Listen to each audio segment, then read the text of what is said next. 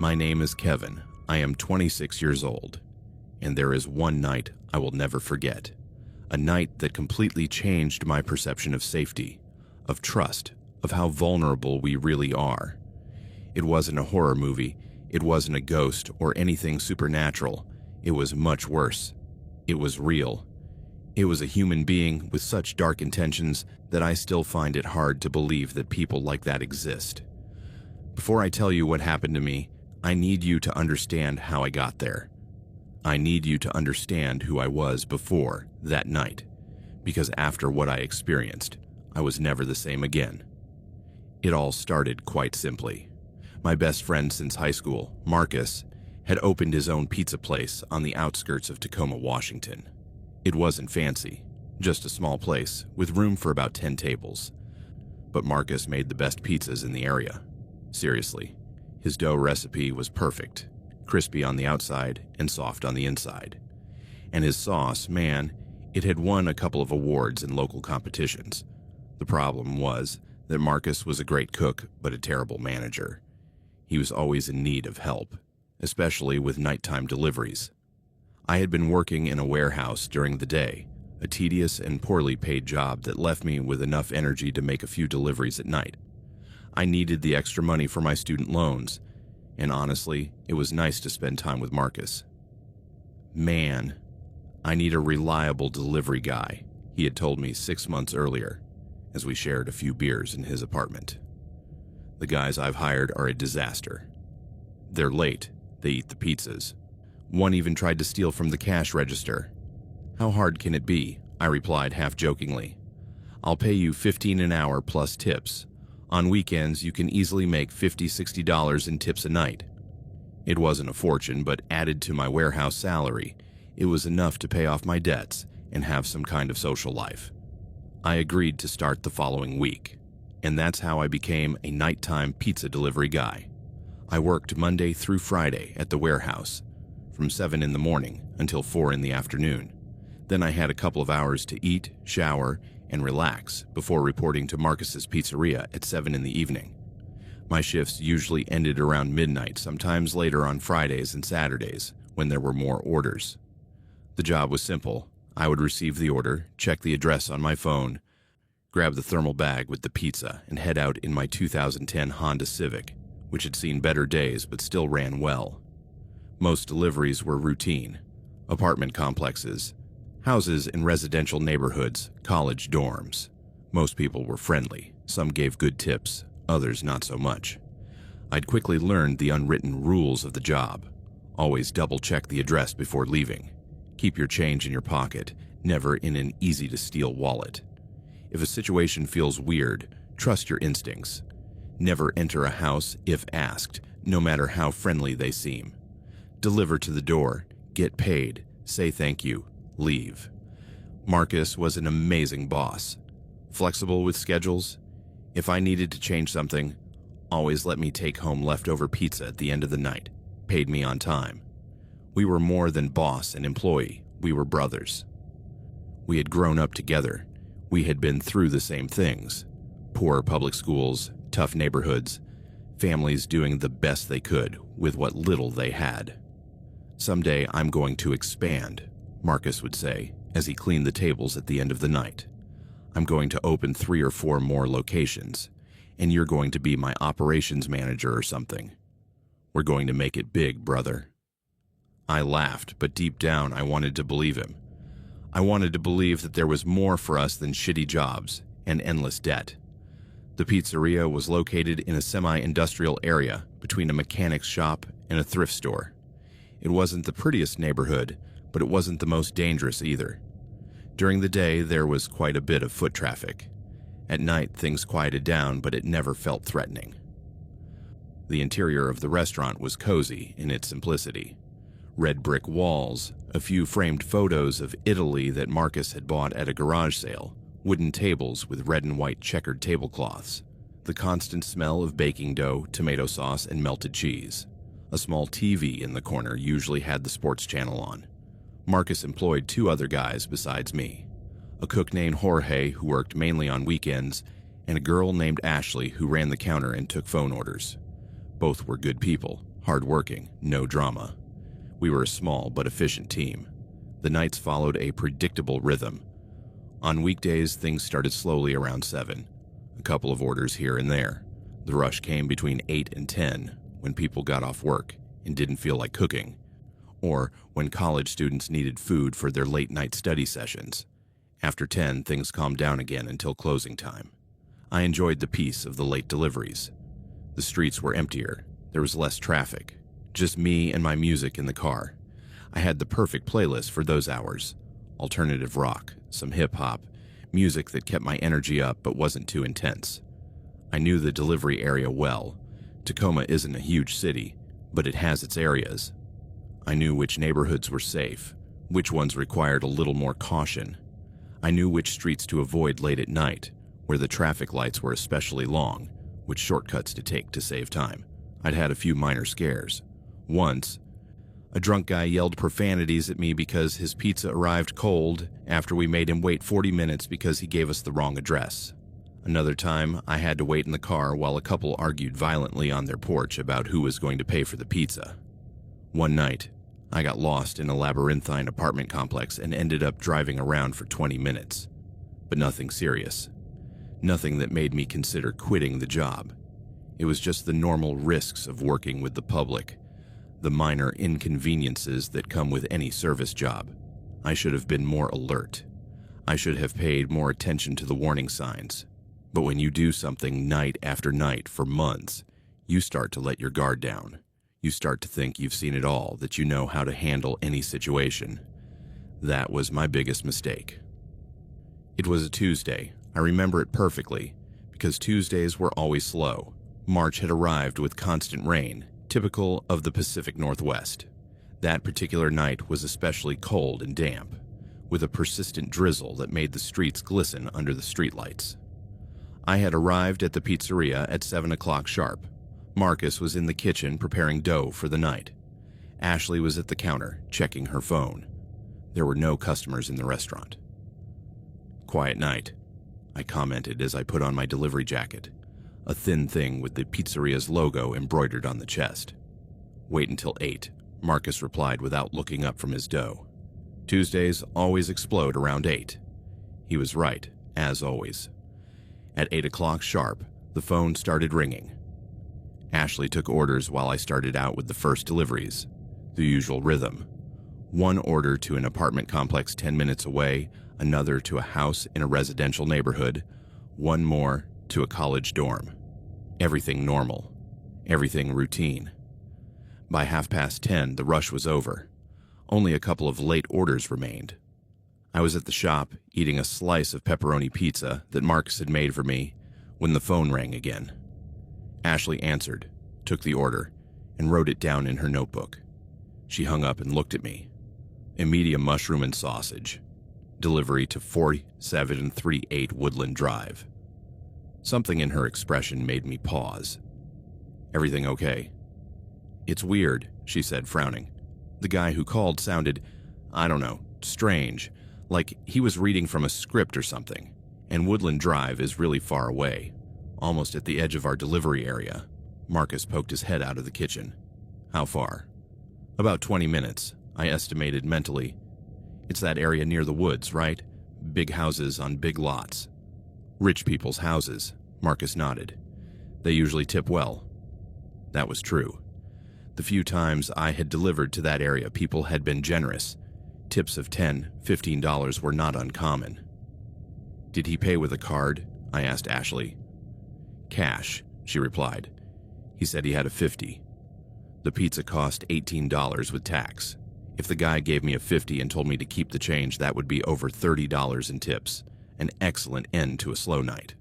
"I'll go," I said, finishing my slice and wiping my hands. Marcus prepared the pizza while I checked the address on my phone. Woodland Drive was indeed on the outskirts of our usual delivery area, in a wooded area northeast of Tacoma.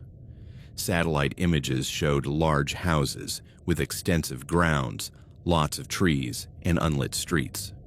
"Be careful," Ashley said as she grabbed the cooler bag. "That area gets really dark at night." "I'm always careful," I replied with a smile. I should have heard the concern in her voice. I should have asked her what exactly she found strange about the call. I should have paid attention to that little instinct telling me that something wasn't quite right. But I didn't. I was thinking about the $30 tip, how that would make the night worthwhile, being able to go home early and have enough money to go out on the weekend. I left the pizzeria at 10 to 11. The drizzle had increased to a light but steady rain. The streets were deserted, except for the occasional car. I turned on my music, adjusted the heat, and started driving. The first 15 minutes were normal. I drove through familiar neighborhoods, past the mall that was closing, crossed the highway. But then, as I drove deeper into the Woodland Drive area, things started to change. The houses became sparser, separated by large, dark lots. The trees grew denser, their dark branches spreading over the road. The streetlights disappeared almost completely, leaving only my headlights to light the way. My GPS guided me through increasingly narrow and winding streets. I passed 1, 2, 3 houses, all with dark windows, no signs of life. These were people who went to bed early, I assumed, or people with enough money for second homes who only came on weekends. In 200 meters, your destination will be on the right, announced the robotic voice of my GPS. I slowed down, looking for the house number. The numbers were hard to see in the dark. Finally, my car's headlights illuminated a rusty mailbox with the numbers 4738 painted in peeling white. I turned into the driveway, a gravel path that disappeared into the trees. My car crunched over the stones as I drove slowly forward. The trees closed in on the road, blocking most of the sky. I felt an uneasy feeling in my stomach, but I pushed it down. It was just dark. It was just trees, nothing to worry about. After about 50 meters, the road opened up into a small clearing where the house stood, or rather, what was left of it. It wasn't the large, elegant house I had expected. It was a 2-story structure, old and neglected, with paint peeling from the walls and dirty or broken windows. The porch leaned dangerously to one side. Boards were nailed over some of the first-floor windows. The yard was completely overgrown, with weeds reaching halfway up the windows. The house was completely dark. There were no lights in any of the windows. No sign that anyone was inside. I sat in my car for a moment, staring at the house, feeling that uneasiness in my stomach turn into something more like apprehension. This didn't make sense. Why would someone who lived in a place like this order an $18 pizza? Why had someone in this abandoned house called to place an order? I took out my phone and checked the address again. 4738 Woodland Drive. It was the right address, but it was clearly the wrong house. It had to be. I called the pizzeria. Ashley answered after 2 rings. "Hey, I'm at 4638 Woodland Drive," I said, "but this can't be right. The house looks abandoned." "Hold on, let me check." I heard papers rustling. "Yes, 4638 Woodland Drive. That's what the guy said. Kevin, if it feels weird, just come back. It's not worth it." I looked at the house again. As I watched, I thought I saw movement in one of the first-floor windows, a shadow moving behind a dirty curtain. Or maybe it was just my imagination. "I'm going to knock on the door," I said. "If no one answers, I'll come back with the pizza." "Okay, but be careful." Ashley sounded genuinely concerned. "Always," I replied, trying to sound more confident than I felt. I hung up, grabbed the thermal bag with the pizza, and got out of the car. The rain had picked up again, and my thin jacket didn't offer much protection. I hurried toward the porch, dodging puddles and fallen branches. The porch steps creaked under my weight, some of them feeling soft, rotten. The front door was thick wood, with dark green paint peeling off in large flakes. There was no visible doorbell, so I knocked with my knuckles, the sound dull and muffled. I waited. Nothing. I knocked again, louder this time. "Hello?" I called. "Pizza delivery." Silence.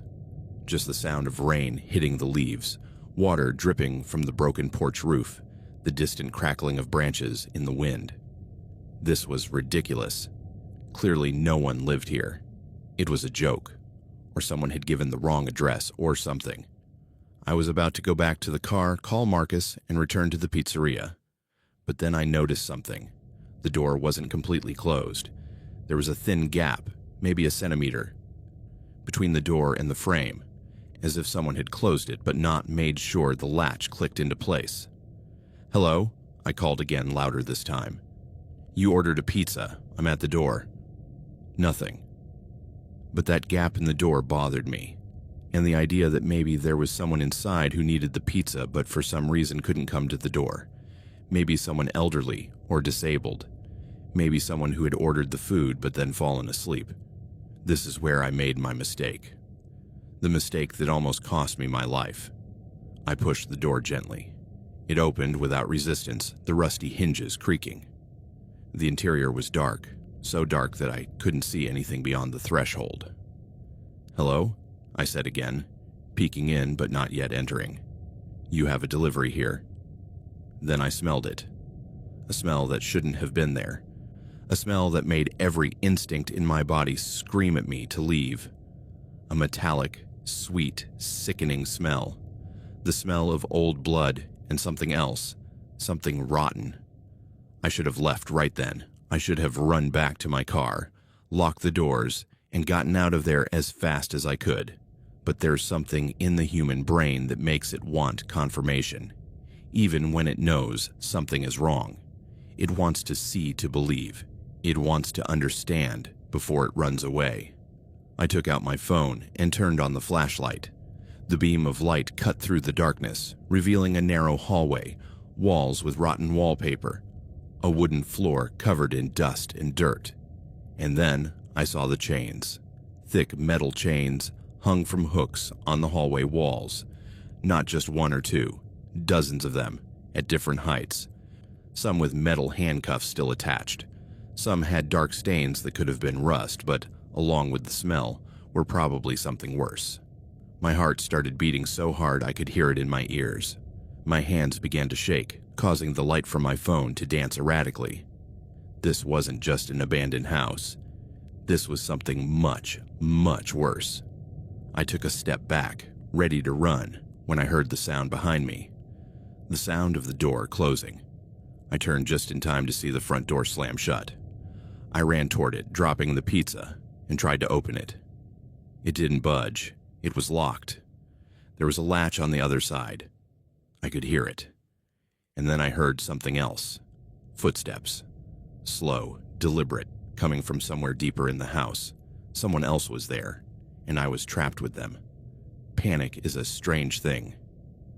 You read about it, you watch movies about it, but you never really understand how it feels until you experience it. It's not just fear. It's a complete breakdown of rational thought. It's your body taking over and screaming one thing: survive. I rammed the front door with my shoulder. Once, twice. It didn't budge. It was solid, heavy, and firmly locked from the outside. The handle wouldn't move. There was no way to open it without a key or breaking it down, and I doubted I could break down such a thick door even if I had the right tools. The footsteps were getting closer. Slow, methodical, the sound of heavy boots on old wood. Whoever was in the house was in no hurry. They knew I had nowhere to go. I frantically shone my phone's light, searching for another way out. The hallway stretched ahead, disappearing into the darkness. To my left, a closed door. To my right, another door, this one partially open. And at the end of the hallway, a staircase leading up to the second floor. The footsteps were coming from somewhere at the end of the hallway, perhaps from a side room or from the stairs. I couldn't stay where I was. I moved to the right, toward the partially open door, trying not to make any noise even though my breathing was loud and rapid. The wood under my feet creaked with every step, giving me away, but I had no choice. I pushed the door open and went in, closing it quietly behind me. It was a living room, or what had once been a living room. Now it was just an empty space with bare walls and windows covered with thick boards. The metallic smell was stronger here, making me gag. There was a window in the back wall. I ran towards it, my heart pounding wildly. The boards were nailed in from the outside, but maybe I could pull them out from the inside. Maybe I could. I pulled on the nearest board. It didn't budge. It was nailed in deeply, with multiple nails. I tried another one. Nothing. These weren't boards hastily put up to keep vandals out. These had been deliberately installed, designed to keep someone in. The footsteps had stopped. A heavy silence filled the house, broken only by the sound of my breathing and my heartbeat. I could hear the rain pounding on the roof, the wind rattling the windows. Then, a voice, deep, rough, speaking from somewhere nearby in the hallway. "I know you're here, Kevin."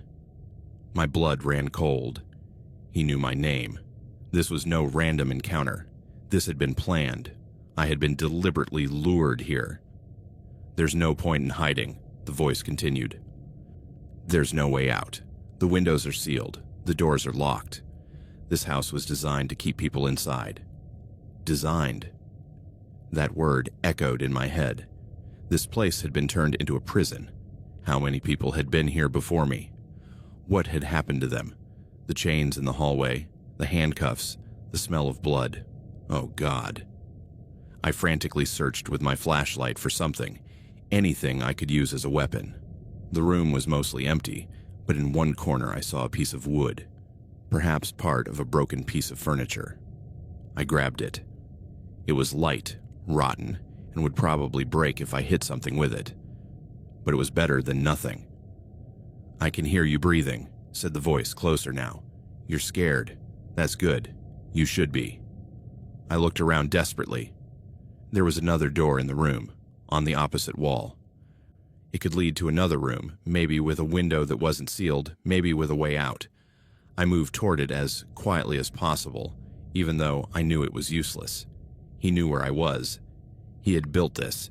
He knew every creaking board, every squeaking door. I opened the second door and entered what appeared to have been a kitchen. There was an old sink in one corner, cabinets without doors, a refrigerator that had long since been unplugged. This room also had sealed windows, but there was a back door, a door that led to what I assumed was the backyard. I ran toward it, forgetting to be quiet. I turned the handle, locked, as I expected, but this time there was a deadbolt inside, a sliding deadbolt, easy to open. My fingers trembled as I tried to open the deadbolt. It was stuck, rusted from years of disuse. I pulled harder, putting all my weight into it. It moved a little, then a little more. "Kevin." The voice was right behind me. I turned around. The light from my phone illuminated a figure in the kitchen doorway, a large man, over 6 feet tall, broad-shouldered. He was dressed in dark clothes, a thick jacket, work boots. His face was partially hidden in shadow, but I could see his eyes, cold, empty. The eyes of someone who had long since stopped seeing other people as human. He was holding something in his right hand, a long, thick stick like a baseball bat, but metallic. A pipe. "Don't make this harder than it needs to be," he said. I pulled on the bolt with all my strength. It moved, almost there. The man took a step forward. The bolt finally gave way. I turned the handle and pushed the door. It swung open, letting in a rush of cold air and rain. Freedom. Escape. I jumped through the door into the dark, wet night, not caring where I was going, just wanting to put distance between myself and that man. My feet hit mud. I slipped, almost fell, recovered, and kept running. Behind me, I heard the door open completely and heavy footsteps chasing me. The backyard was a mess of overgrown weeds and trees. There were no lights, just the darkness of night and the rain. I ran forward, pushing branches out of my way, tripping over roots and rocks. My phone was still in my hand, its flashlight illuminating just a few feet ahead. I could hear the man behind me, slower than me but steady, relentless. I ran toward what I hoped was the surrounding forest, somewhere I could hide, somewhere I could lose him in the darkness. But the terrain was treacherous, and my work boots weren't made for running through muddy woods. My foot caught on something, a root or a rock, and I fell hard. My phone flew out of my hand, the light spinning wildly before landing a few feet ahead, its flashlight pointing upward, illuminating the tree branches. I got up quickly, ignoring the pain in my knee and palms. I crawled toward my phone, grabbed it, and turned just as the man emerged from the darkness. The pipe in his hand rose, ready to swing. I rolled to the side. The pipe struck the ground, where my head had been a second before, with an impact that sent mud flying. I got up and ran again, this time sideways, trying to circle the house to get to my car. If I could get to my car, if the keys were still in my pocket. I reached into my pocket as I ran. The keys were there. Thank God. But I didn't know where I was. In the darkness and panic, I'd lost my bearings. Where was the house? Where was the clearing where I had parked? I stopped for a second, listening. I could hear the man moving through the undergrowth, but I couldn't see his flashlight or figure. He had extinguished his light, hunting me in the darkness. Then I saw a light through the trees. No, 2 lights. My car's headlights. They were still on. I'd forgotten to turn them off in my rush to get to the gate. I ran toward the lights, pushing branches aside, ignoring the scratches on my face and hands. 30 meters, 20, 10. I emerged from the woods into the clearing. My car was there, exactly where I had left it, its headlights cutting through the darkness and rain. I ran toward it, pulling out my keys, pressing the unlock button. The car lights flashed. I opened the driver's door and threw myself inside. That's when the hand grabbed my ankle. The man had come around the other side, anticipating my move. His grip was strong as steel. He pulled me back, out of the car. I kicked with my free leg, connecting with something solid. I heard a grunt of pain. The grip loosened slightly. I kicked again, harder, and suddenly I was free. I crawled back to the driver's seat, slammed the door shut, and pressed the lock. I put the key in the ignition with trembling hands. The engine roared to life. The man was hitting the driver's window with the pipe. The glass cracked but didn't break. He hit it again, more cracks. I put the car in reverse and pressed the accelerator. The car shot backward, the tires spinning in the mud before finding traction. The man had to jump aside to avoid being run over. I slammed on the brakes, shifted into drive, and accelerated forward toward the driveway. Branches scraped the sides of my car as I navigated the narrow path. I didn't care. I just wanted to get out of there. I reached the main road and turned wildly to the left, almost losing control. The car straightened out, and I accelerated, away from that house, that man, that nightmare. I glanced in the rearview mirror. The lights from the house, if there had ever been any, had disappeared into the darkness. There were no headlights chasing me. There was nothing but the dark, empty road ahead. But then I realized something that made my relief freeze. I hadn't escaped. I was still in danger, because if he knew my name, it meant he knew more about me. It meant this wasn't over. I drove aimlessly for 10 minutes, my brain still in panic mode, unable to think clearly. My hands shook on the steering wheel. My breath came in ragged gasps. Every time I saw car lights in my rearview mirror, my heart raced, certain it was him chasing me. Finally, I forced myself to focus. I needed to call the police. I needed to call Marcus. I needed to do something other than drive aimlessly through empty streets. With one hand still on the wheel, I pulled my phone out of my pocket. The screen was cracked from when I had dropped it, but it still worked. I dialed 911. 911, what is your emergency? A calm, professional female voice. I was attacked. The words came out in a rush. A man, he lured me into a house. I was trapped. He tried to grab me with a pipe. I barely escaped. Sir, I need you to calm down, said the operator. Are you hurt? Are you in a safe place now? I'm in my car. I looked around frantically. I'm driving. I don't know exactly where I am. Okay, stay in your car and lock the doors. Can you see any street signs or landmarks? I slowed down, searching for a sign. I'm on Woodland Drive, I think. Wait, I see a sign. Intersection of Woodland and 52 ND. Perfect. I'm sending a patrol to your location right now. In the meantime, keep driving toward a more populated area if you can. Are there any stores open nearby? A gas station? I don't know. My voice sounded pathetic even to my own ears. Everything is dark around here. Okay, just keep driving west. You'll come to a more populated area. Officers are already on their way. Stay on the line with me. The house, I said suddenly, remembering. You need to go to the house. 42738 Woodland Drive. He's still there. And there were chains, handcuffs on the walls. It smelled like blood. I think he's done this before. I heard the dispatcher's voice become more urgent as I passed on this information. Can you describe the attacker? Big, like 6 feet, broad. He was wearing dark clothes, work boots. I didn't get a good look at his face, but his eyes. I shuddered. His eyes were empty, like he didn't feel anything. Any distinguishing marks, scars, tattoos? I don't know. It was too dark and I was too scared. The adrenaline was starting to wear off, leaving me shaky and nauseous. He knew my name. The operator, he knew my name. We'd never met before, but he called me Kevin. There was a pause. How could he have known your name? I don't know, but then I remembered. The order. Someone called the pizzeria where I work and ordered a delivery to that address. Ashley, the girl who takes the orders, said the guy sounded strange. This was planned. He deliberately lured me there.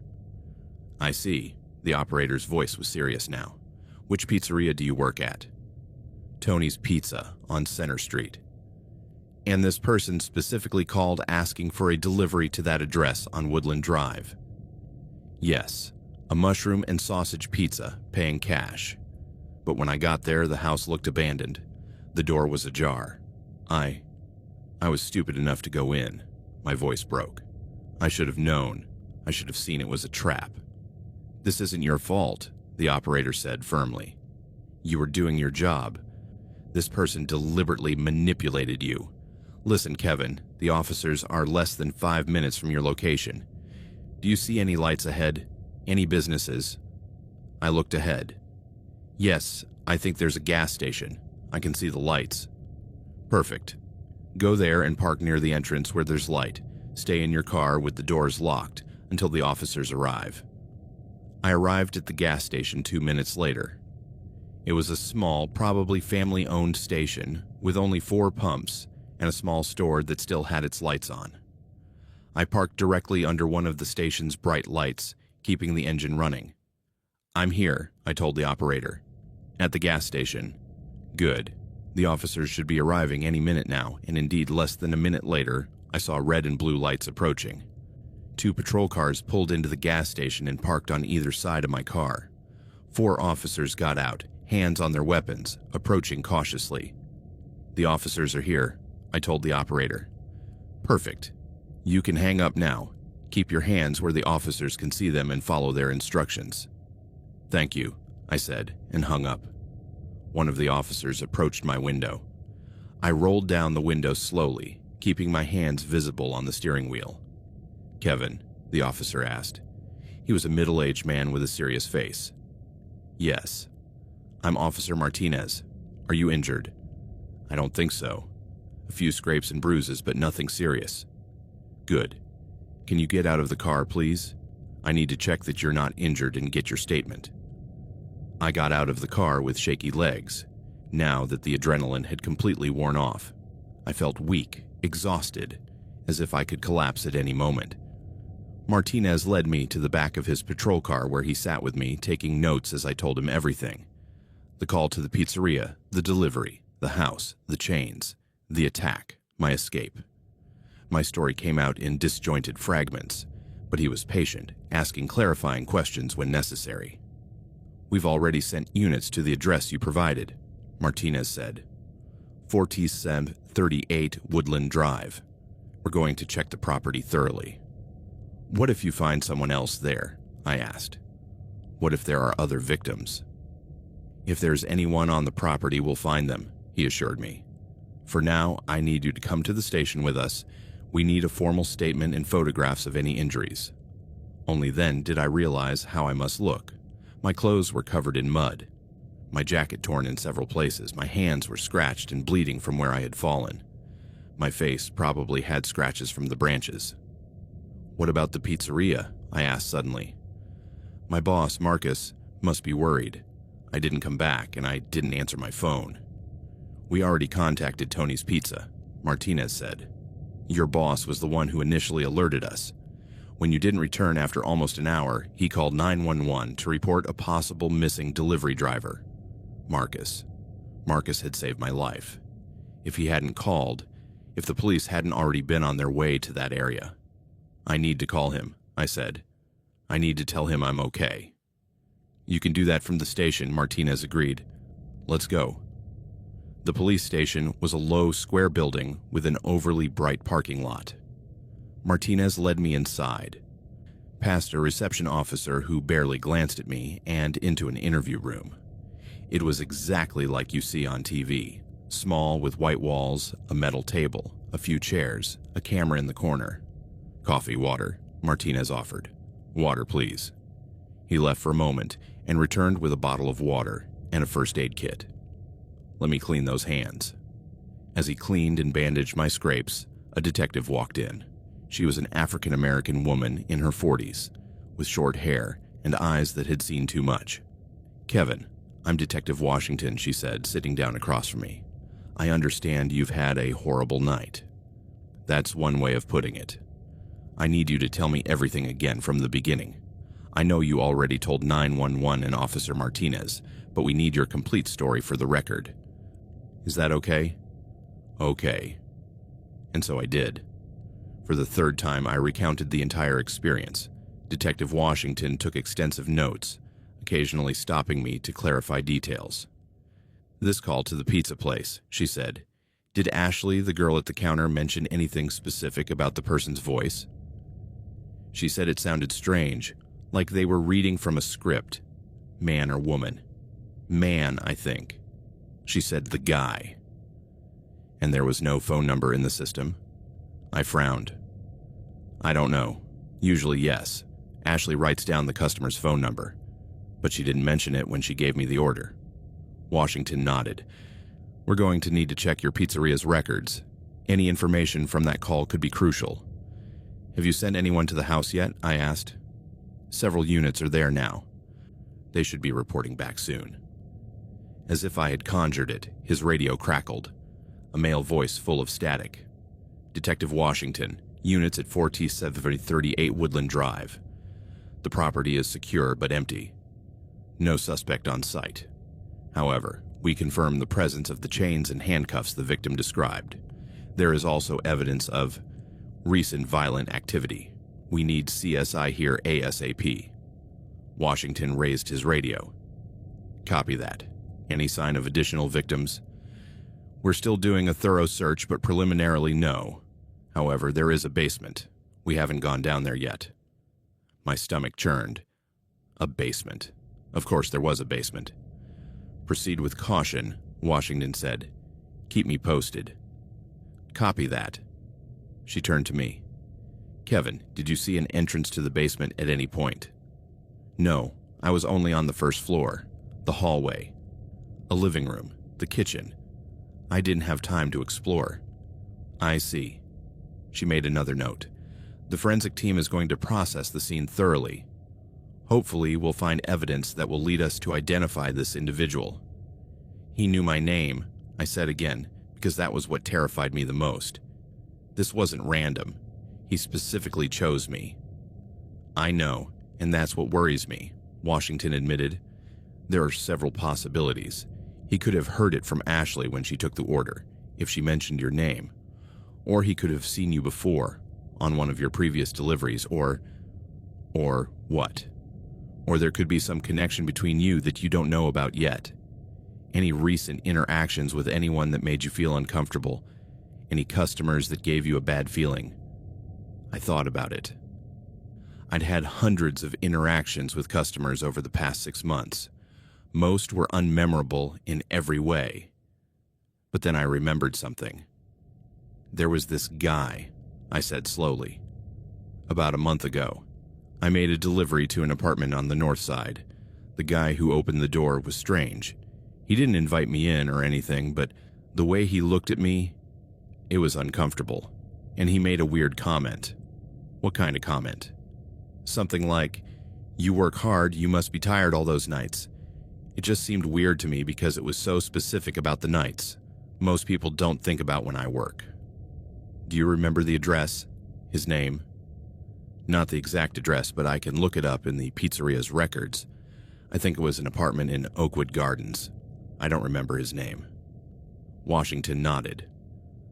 We'll check that out. Anything helps.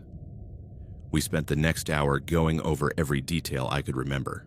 Washington was meticulous, making me describe the interior of the house multiple times, trying to determine if I had seen anything that could identify the owner. There was no furniture, I recalled, just the chains and handcuffs, and everything was covered in dust except the hallway and the kitchen. Those areas looked cleaner, as if they had been used recently. Good eye, Washington said, writing that down. Finally, she closed her notebook. I think that's everything for now. We're going to need you to come back tomorrow to look at some photos, see if you can identify the suspect from any databases, and we'll probably need you to make another statement once we process the scene. Can I go? Yes, but I wouldn't recommend going home alone tonight. Is there anyone you can stay with? Family, friends? Marcus, my boss. He'd probably let me stay with him. Good idea. And Kevin, this is going to sound paranoid, but be careful for the next few days. Change your routine, vary your schedule, stay in public areas when possible. If this individual specifically targeted you, he might try again. His words sent a chill down my spine. Do you think he might? Honestly, we don't know. But until we catch him, you need to take precautions. They gave me a card with the direct number in Washington and told me to call immediately if I remembered anything else or noticed anything suspicious. Then they escorted me to the lobby where, to my surprise, Marcus was waiting. Kevin! He jumped up and hugged me. God, bro, I thought you were dead. Almost, I admitted, returning the hug with more force than I intended. Thanks for calling the police. What else was I supposed to do? An hour went by and you weren't back. You weren't answering your phone. Ashley was hysterical, kept telling me something was wrong with that call. So I called the police and told them I had a missing delivery driver. You saved my life, Marcus. Hey, brothers look out for each other, right? His eyes were wet. We're going to get you out of here. You can stay with me tonight. The couch is comfortable. I have beer in the fridge, and we can order Chinese food if you're hungry. I'm not sure I can eat, I admitted, but I appreciate the offer. We stepped out into the night, which was now clear. The rain had finally passed. My car was still at the gas station, but Marcus said I could pick it up tomorrow. Right now, he just wanted to get me somewhere safe. In his car, as we drove to his apartment, Marcus said, "Do you want to talk about it?" "Not now," I replied. "Maybe tomorrow. Right now, I just need to process." "I understand." We drove the rest of the way in silence, but it was a comfortable silence, the silence of two people who knew each other well enough not to need to fill every pause with words. Marcus's apartment was small but cozy. He threw me some blankets and a pillow, showed me where the bathroom was, and told me to wake him if I needed anything. I lay down on the couch, wrapped in the blankets, staring at the ceiling. Outside, I could hear the occasional traffic, the distant sound of a siren, the normal noises of a city that never completely sleeps. I was exhausted but couldn't sleep. Every time I closed my eyes, I saw those chains, those handcuffs, those cold, empty eyes. I heard that voice calling my name. Who was that man? Why had he chosen me? What had he planned to do with me if I had been caught? And the most terrifying question, how many other people had not been as lucky as me? I didn't sleep that night. Every time I started to fall asleep, I would jolt awake, my heart racing, sure that I heard footsteps approaching, or that I saw a shadow moving in the dark corners of the apartment. Marcus got up around 6 in the morning. He found me sitting on the couch, still wrapped in the blankets, drinking the coffee he had made an hour earlier. "Didn't you sleep at all?" he asked, his face worried. "I couldn't." He sat down next to me. "Brother, you need to rest. Your body is in shock." I know. It's just that every time I close my eyes, I see it, Marcus finished for me. Yes, it's going to be like this for a while, but it will get better, I promise. How do you know? Because my cousin went through something similar. Not exactly the same, but he was mugged at knife point a few years ago. It took him months to be able to sleep normally again. But eventually he did. And so will you. I wanted to believe him. But at that moment, sitting on his couch with cold coffee in my hands, I couldn't imagine ever feeling normal again. My phone vibrated. A message from Detective Washington. We need you to come to the station at noon today. We have some updates and some photos we want you to see. The police want me to go at noon, I told Marcus. I'll take you. I have to open the shop, but Jorge can cover for me for a few hours. Aren't you going to close the pizzeria? I asked. After what happened? Close? Why would I close? Because your delivery guy was almost killed last night making a delivery. Marcus frowned. Look, what happened to you was horrible, but it wasn't the pizzeria's fault. It was some psychopath who used you as bait. Closing isn't going to change that or help catch him. He was right, I guess, but something felt wrong about going back to normal, as if nothing had happened. Besides, Marcus continued, we need to stay open so the police can check our records, talk to Ashley, whatever they need to do to catch this guy. We spent the morning at his apartment. Marcus made breakfast, scrambled eggs and bacon, though I could barely eat a few bites. He put a basketball game on TV, providing some background noise that helped fill the awkward silence. Around 11, I showered using Marcus's bathroom, borrowing some of his clothes since mine were still covered in mud and torn. His pants were a little bigger than my size, and his shirt a little tighter, but it was better than nothing. We arrived at the police station just before noon. Washington was waiting for us in the lobby. Kevin, thanks for coming, and you must be Marcus. She extended her hand to my friend. Yes, ma'am. Have you caught the guy who attacked Kevin yet? Unfortunately not, but we have made some progress. Why don't you come into my office? She led us into a small cubicle filled with files and papers. There were photos plastered on the walls, some of crime scenes, others of missing persons. Kevin, I'm going to show you some photos, Washington said, pulling out a folder. I want you to see if you recognize any of these individuals as the person who attacked you last night. He opened the folder, revealing 6 mugshots, 6 different men, all of varying ages and ethnicities. I studied them carefully, trying to remember the face I had seen briefly in the light of my phone. I'm not sure, I admitted. It was dark and I was terrified. I didn't get a good look at his face. I understand. Does anything about these men look familiar?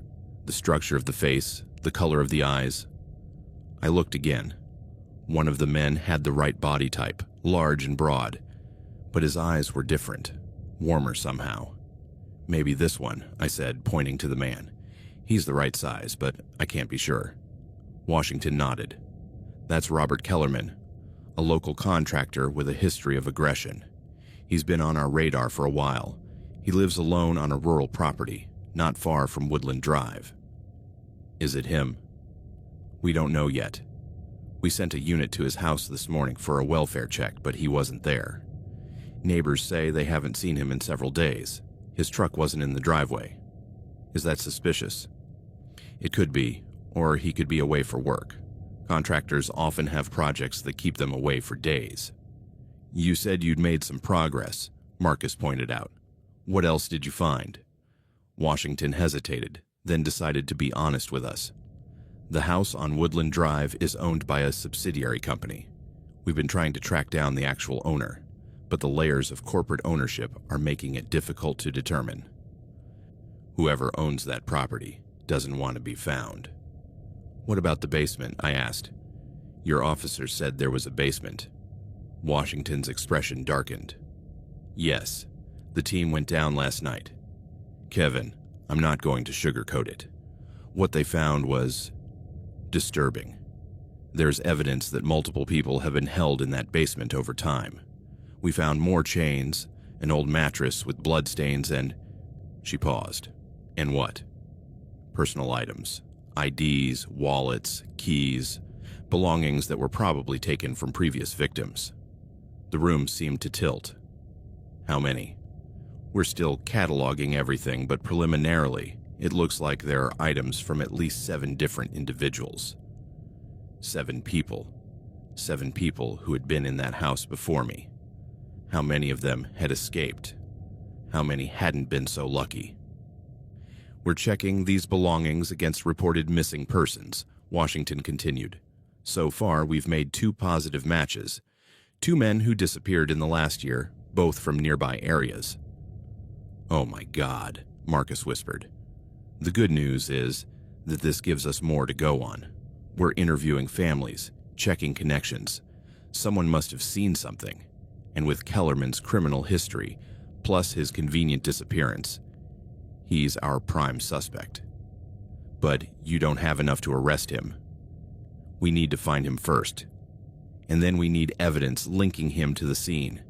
Without eyewitnesses who can positively identify him, without fingerprints or DNA that matches our databases, it's difficult to make an arrest. But we're working on it. Washington gave us a few more updates, then let us go with the usual instructions.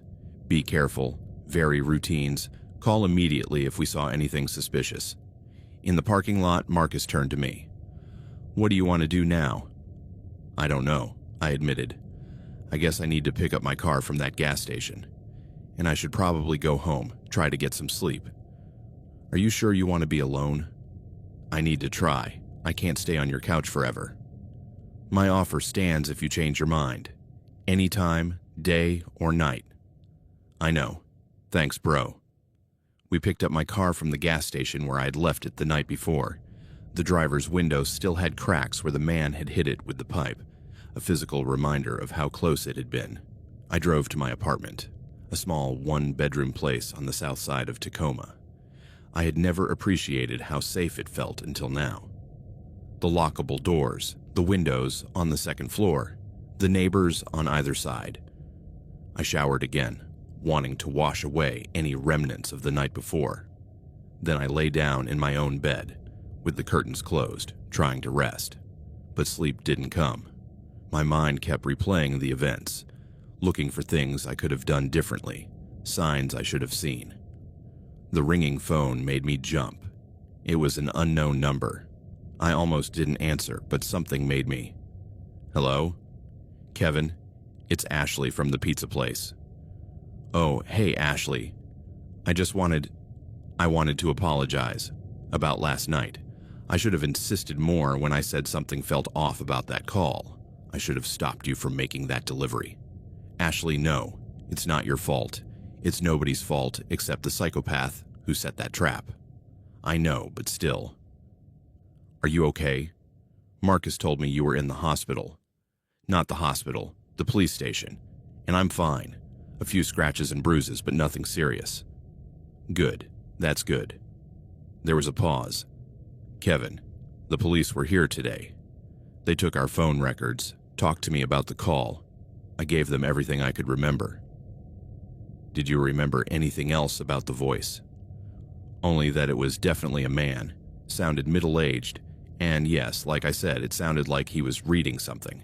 Very stiff, unnatural, and the number that showed up on our caller ID was local, but when the police checked it, it was a prepaid phone that was purchased with cash and never registered. Of course it was. This guy had planned everything meticulously. Thanks for talking to them. Sure. And Kevin, if you need anything, just call. Okay? I will. After hanging up, I finally managed to fall asleep, but my dreams were filled with dark hallways, hanging chains, and cold, empty eyes staring at me from the shadows. The next few days felt like existing underwater. Everything was muffled, distant, unreal. I moved through the routines of life, but it was as if I were watching someone else do it. Detective Washington called every day with small updates. They had identified 4 of the 7 victims from personal items found in the basement. All were men, ranging in age from 23 to 52. All had disappeared within the last year and a half. All had been reported missing, but the investigations had gone cold with no leads. Robert Kellerman was still missing. His truck had been found abandoned at a Walmart 30 miles away, but there was no sign of him. Officers had searched his home, finding, well, Washington didn't give me specific details, but she said there was troubling evidence linking him to the house on Woodland Drive. The media had picked up the story. House of Horror discovered in Tacoma. 7 possible victims linked to torture house. Pizza delivery man escapes serial killer. My name had been kept out of the news, but many people knew anyway. Neighbors looked at me differently. Strangers at the grocery store seemed to recognize me. Marcus had insisted that I take time off from work, paid time off. "You don't need to be delivering pizzas right now," he had said. "Focus on getting better." But getting better meant sitting alone in my apartment, going over everything again and again in my mind. So after a week, I went back to work, not to deliver. Marcus wouldn't let me do that, but to help in the kitchen, take orders, do anything to keep me busy. The pizzeria had suddenly become remarkably popular. The morbid fascination, I suppose. People wanted to eat at the place where it had started. Marcus was debating whether he should be irritated or grateful for the increase in business. "It's in poor taste," Ashley had said. "People treating your near murder as entertainment."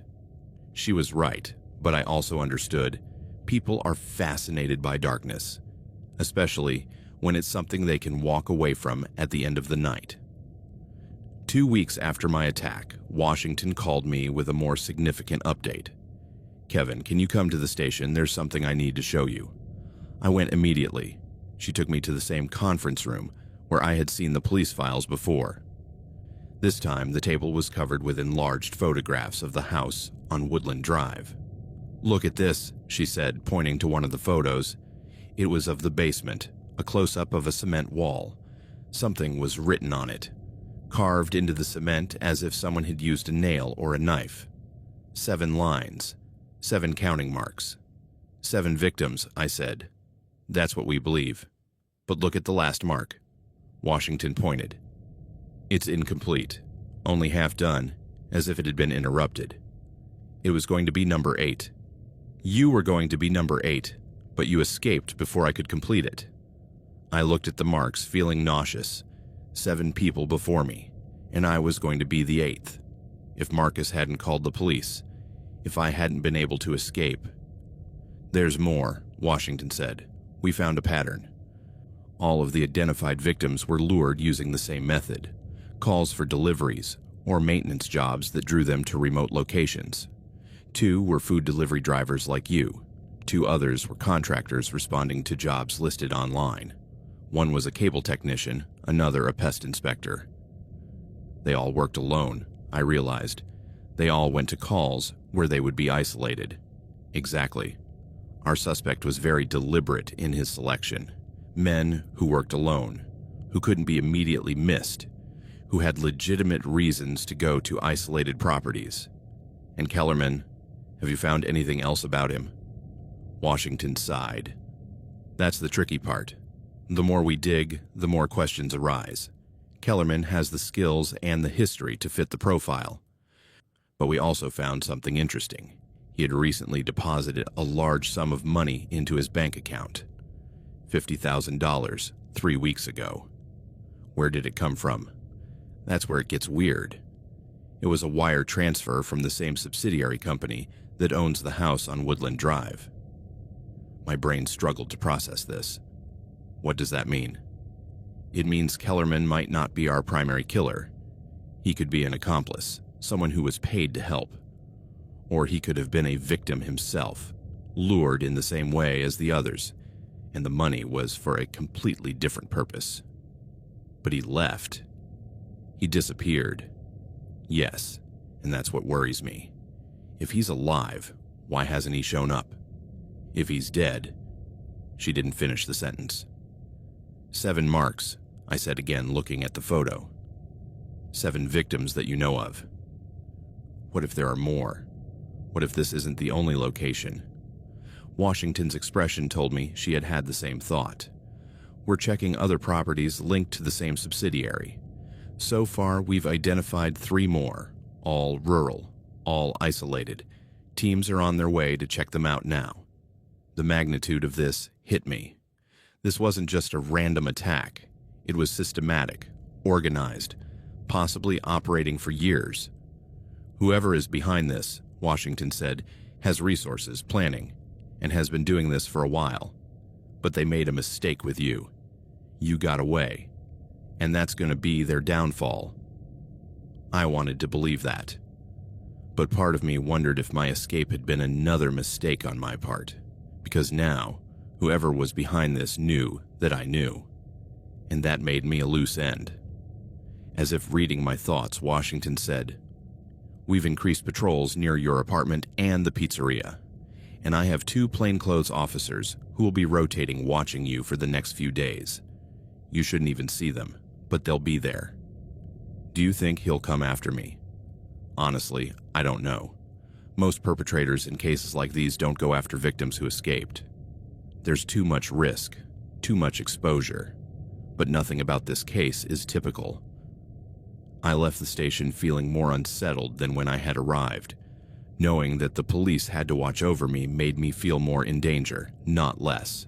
That night, back in my apartment, I checked every window, every door, making sure everything was locked. I put a chair under the doorknob like I'd seen in movies, though I wasn't sure how effective it would really be. I went to bed with my phone next to my pillow. Washington's emergency number already dialed, just needing to press call. Every creak in the building made me jump. Every car passing by on the street below made me look out the window. Sleep, when it finally came, was light and filled with nightmares. It's been 6 weeks since that night. 6 weeks of police interviews, testimony, nightmares, and trying to rebuild some form of normal life. Detective Washington called me this morning with news I had been both waiting and dreading. "We found him," she said. "Kellerman?" "No. Kellerman is dead. His body was found at one of the other properties we searched. He was number 7, the last victim before you, but we found the person behind it all." My heart was pounding.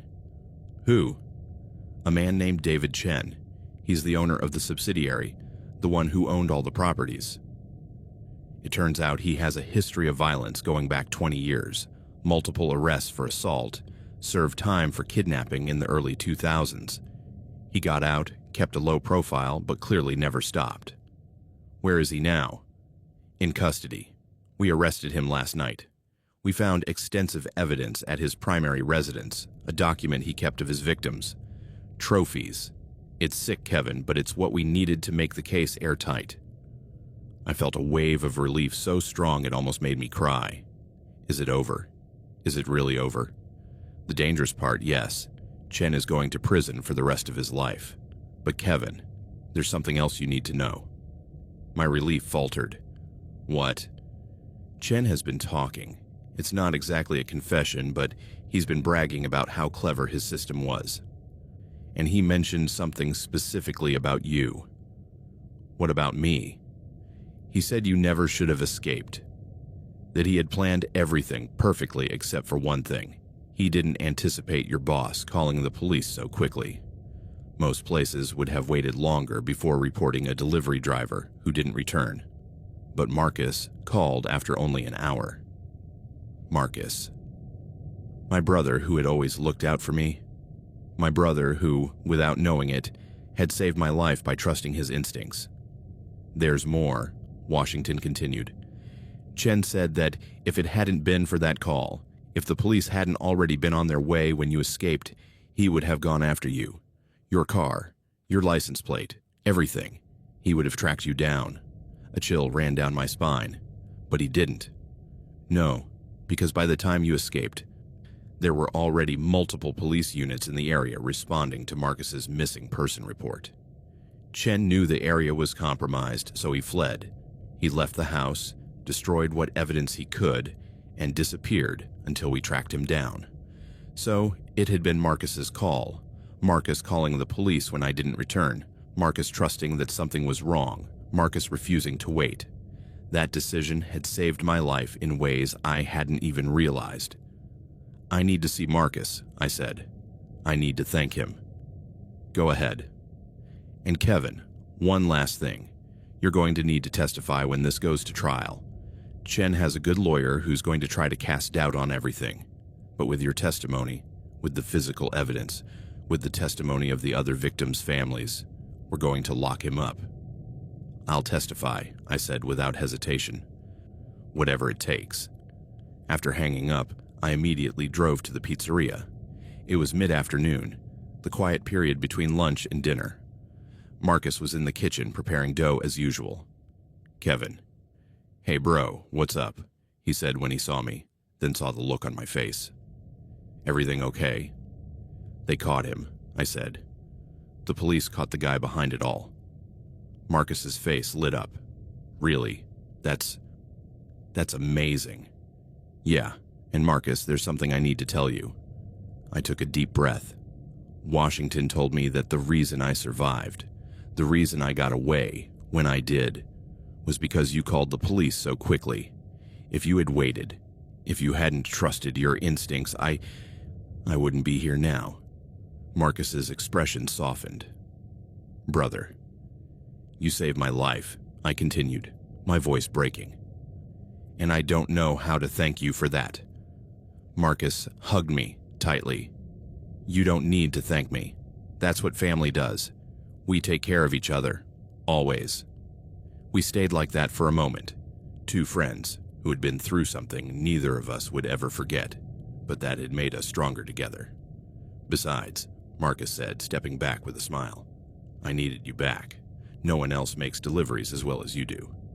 I laughed, really laughed, for the first time in weeks. I won't be making deliveries for a while, brother. I know. But when you're ready, if you're ever ready, the job's there. No pressure. I appreciate that. We spent the next hour catching up, Marcus telling me about how business had been. Busy thanks to all the media attention. Me telling him about the updates on the case that I could share. Ashley joined us after her class, and the three of us shared a pizza, falling into the easy familiarity that had made this place more than just a job. For the first time since that night, I felt like maybe, eventually things could return to normal. Not the same normal as before. You can't go through something like that without changing. But a new normal, one where I could function without constant fear, where I could sleep without nightmares, where I could trust people again. It would take time. Therapy, probably. Lots of it. Patience. Support from people like Marcus and Ashley. But as I sat there in the pizzeria, surrounded by friends, knowing that the man who had tried to hurt me was locked up, I felt something I hadn't felt in weeks. Hope. David Chen's trial lasted 3 weeks. I testified on the 6th day, telling my story to a room full of strangers, reliving every terrifying moment.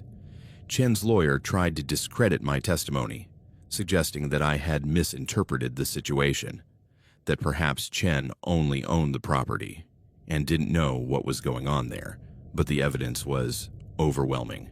The counting marks in the basement, the victim's personal belongings, the meticulous records Chen had kept, the testimony of forensic experts. It all added up to an unshakable case. Chen was found guilty of 8 counts of first-degree murder, including Kellerman, multiple counts of kidnapping, and several other crimes.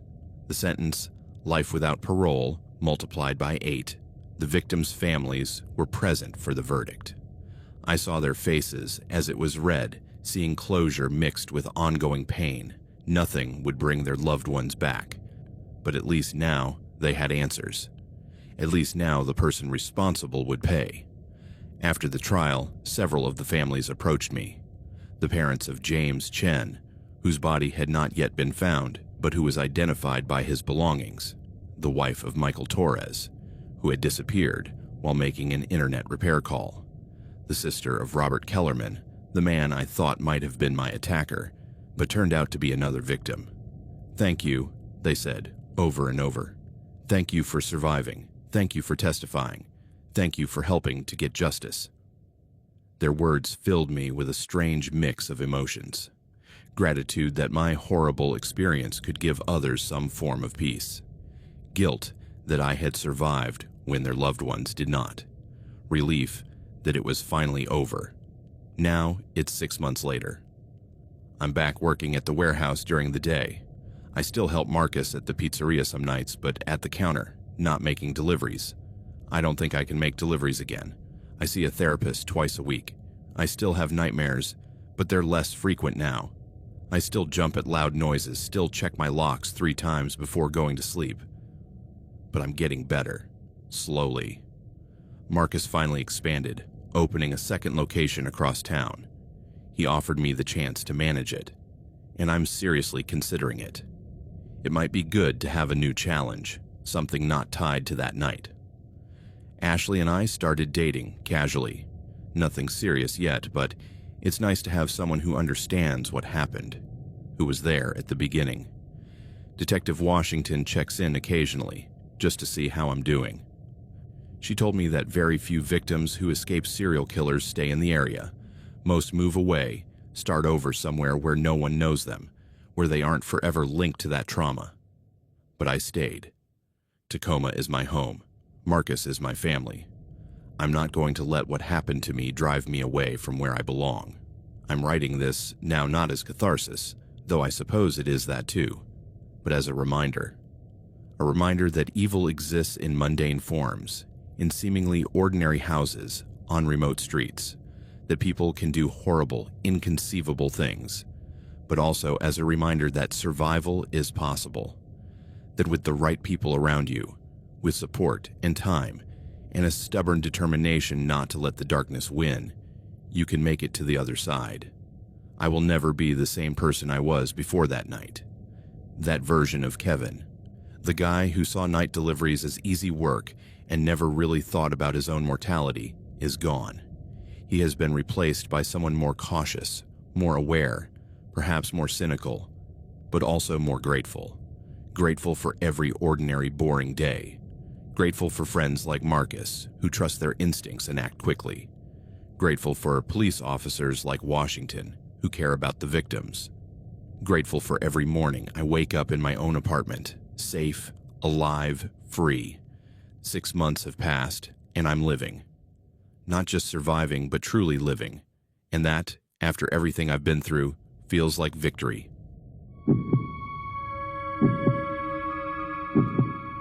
My name is Peter. I'm 29 years old, and there's something I saw that I can't get out of my head. It wasn't a ghost. It wasn't anything supernatural.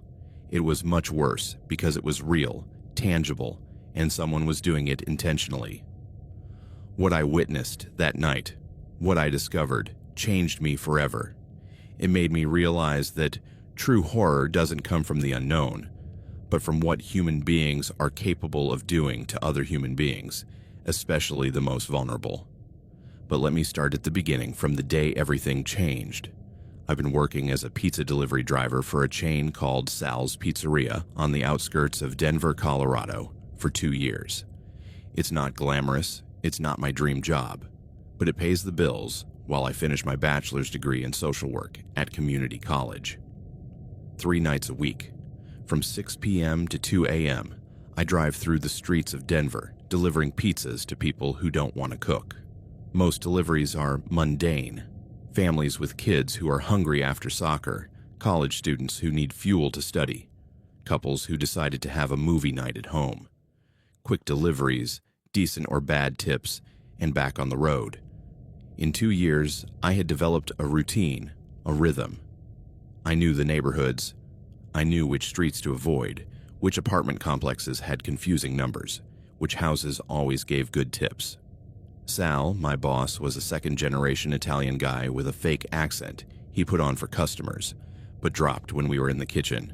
He was a good guy, fair, paid on time, not too strict about schedules, as long as you did your job. Peter, "You're different from the other guys," he had once said to me while cleaning the oven. "You're responsible. You don't get drunk before your shift, you don't steal from the cash register. I appreciate you, you know." That meant a lot coming from Sal, who had gone through dozens of delivery guys in the years he had been there. Most didn't last more than a few months. It was a grueling job with little respect and even less money. I worked mainly with 2 other people, Jen, who ran the counter and took orders, and Carlos, the other delivery guy who covered the shifts I couldn't. Jen was in her 40s, a single mother of 2, working this shift because it paid better than working during the day. Carlos was 22, still trying to figure out what to do with his life. We were a small but efficient team. Sal's wasn't a big operation like Domino's or Pizza Hut, but we had loyal customers, and the pizza was genuinely good. Sal used his grandmother's recipe, or so he said. Who knows if it was true, but the dough was perfect, and the sauce had just the right balance of spices. My routine was simple. I arrived at 6. Jen had already prepared the first orders of the day. I checked that my car had gas and that my phone was charged. The first few hours were the busiest, with families ordering for dinner. I usually made between 15 and 20 deliveries in those first 4 hours. After 10, things calmed down. Deliveries were spaced out with more time between each one. These were my favorite hours, in a way. The streets were quieter, there was less traffic, and I could listen to my podcasts in peace while driving. My car, a 2008 Honda Accord with 200,000 miles, was practically my second home. I knew every noise it made, every quirk. The air conditioning only worked on full blast. The radio sometimes lost the signal. The driver's seat had a permanent stain from a soda I had spilled months ago. But it was reliable, and that's what mattered. The pay wasn't incredible, $8 an hour plus tips. On a good night, I could make an extra $100 in tips. On a bad night, maybe $30. It was enough to pay the rent on my small apartment, buy food, cover my classes. I lived frugally, but I lived. And honestly, the job wasn't bad. I liked driving. I liked the independence of being on the road instead of being stuck in a kitchen or an office. I liked the variety of seeing different parts of the city, different types of people. Nothing truly bad had ever happened to me at work. Some rude customers, some who didn't tip, once a dog that chased me to my car. But nothing serious, nothing dangerous, until October 23rd. It was a Wednesday. I remember specifically because Wednesdays were always slow. People were still in work week mode, saving their money for the weekend. My shift had started off quiet, only 6 deliveries in the first 3 hours. It was 9:20 when Jen called me from the counter. "Peter, you have an order. 4521 Maple Grove Road." Maple Grove Road. I wasn't sure where that was. I usually knew the streets in our delivery area, but that one didn't ring a bell. "Where is that?" I asked, approaching the counter. Jen frowned as she looked at her screen. "East, near the edge of our area. About 20 minutes from here." "What did they order?" "A large pepperoni and a 2-liter Coke, paying cash." I grabbed the receipt. The total was $23.50. I went into the kitchen where Sal was taking the pizza out of the oven. "Maple Grove Road," I said. "Do you know that street?" Sal thought for a moment. "I think that's that new area to the east, right? Where they're building those big houses." They weren't exactly new houses when I got there, but I'll get to that. The pizza was ready in 5 minutes. I put it in the cooler bag along with the Coke, checked the address on my GPS, and headed out. The drive was uneventful. I left the familiar areas of downtown Denver behind, passed through suburban neighborhoods I vaguely recognized, and then entered less familiar territory. The houses became more spaced out, the lots larger. The streetlights became fewer and farther between. My GPS led me down increasingly narrow streets flanked by dense trees. It wasn't exactly rural, but it was definitely on the edge of suburban civilization.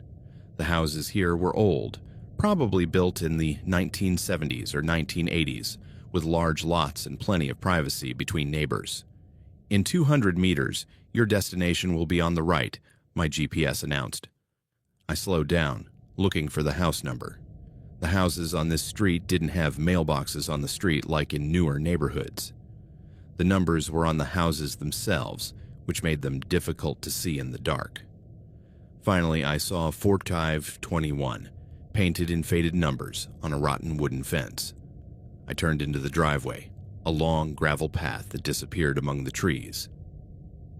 The house appeared after about 30 yards down the path. It was a 2-story old ranch-style structure, with a sloped roof and wood siding that might once have been white, but was now a dirty gray. The first floor windows had heavy curtains, completely drawn. Only one light was on, a dim lamp in what appeared to be the living room. The front yard was unkempt, with grass grown up to mid-shin height. There was an old car, a dark sedan from the 90s, parked near the house. Several bags of trash were piled near the garage, as if no one had taken them out in weeks. Something about the place made me feel immediately uncomfortable. I couldn't pinpoint exactly what it was. Maybe it was how unkempt everything was, or maybe it was how isolated the house was, or maybe it was just my imagination working overtime after listening to too many true crime podcasts. I parked my car near the porch steps and grabbed the pizza and Coke. The steps creaked under my weight, and I could see that several of them had rotten wood. The front door was solid metal, painted a dark red that was peeling. I knocked 3 times. The sound echoed hollowly. I waited. Nothing.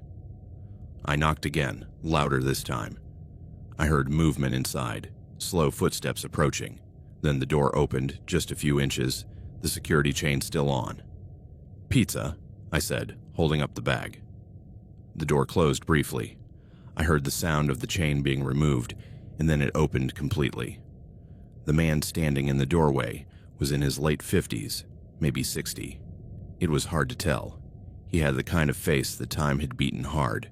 Tall, maybe 6 feet 2 inches, broad-shouldered, but with a belly that protruded over his worn jeans.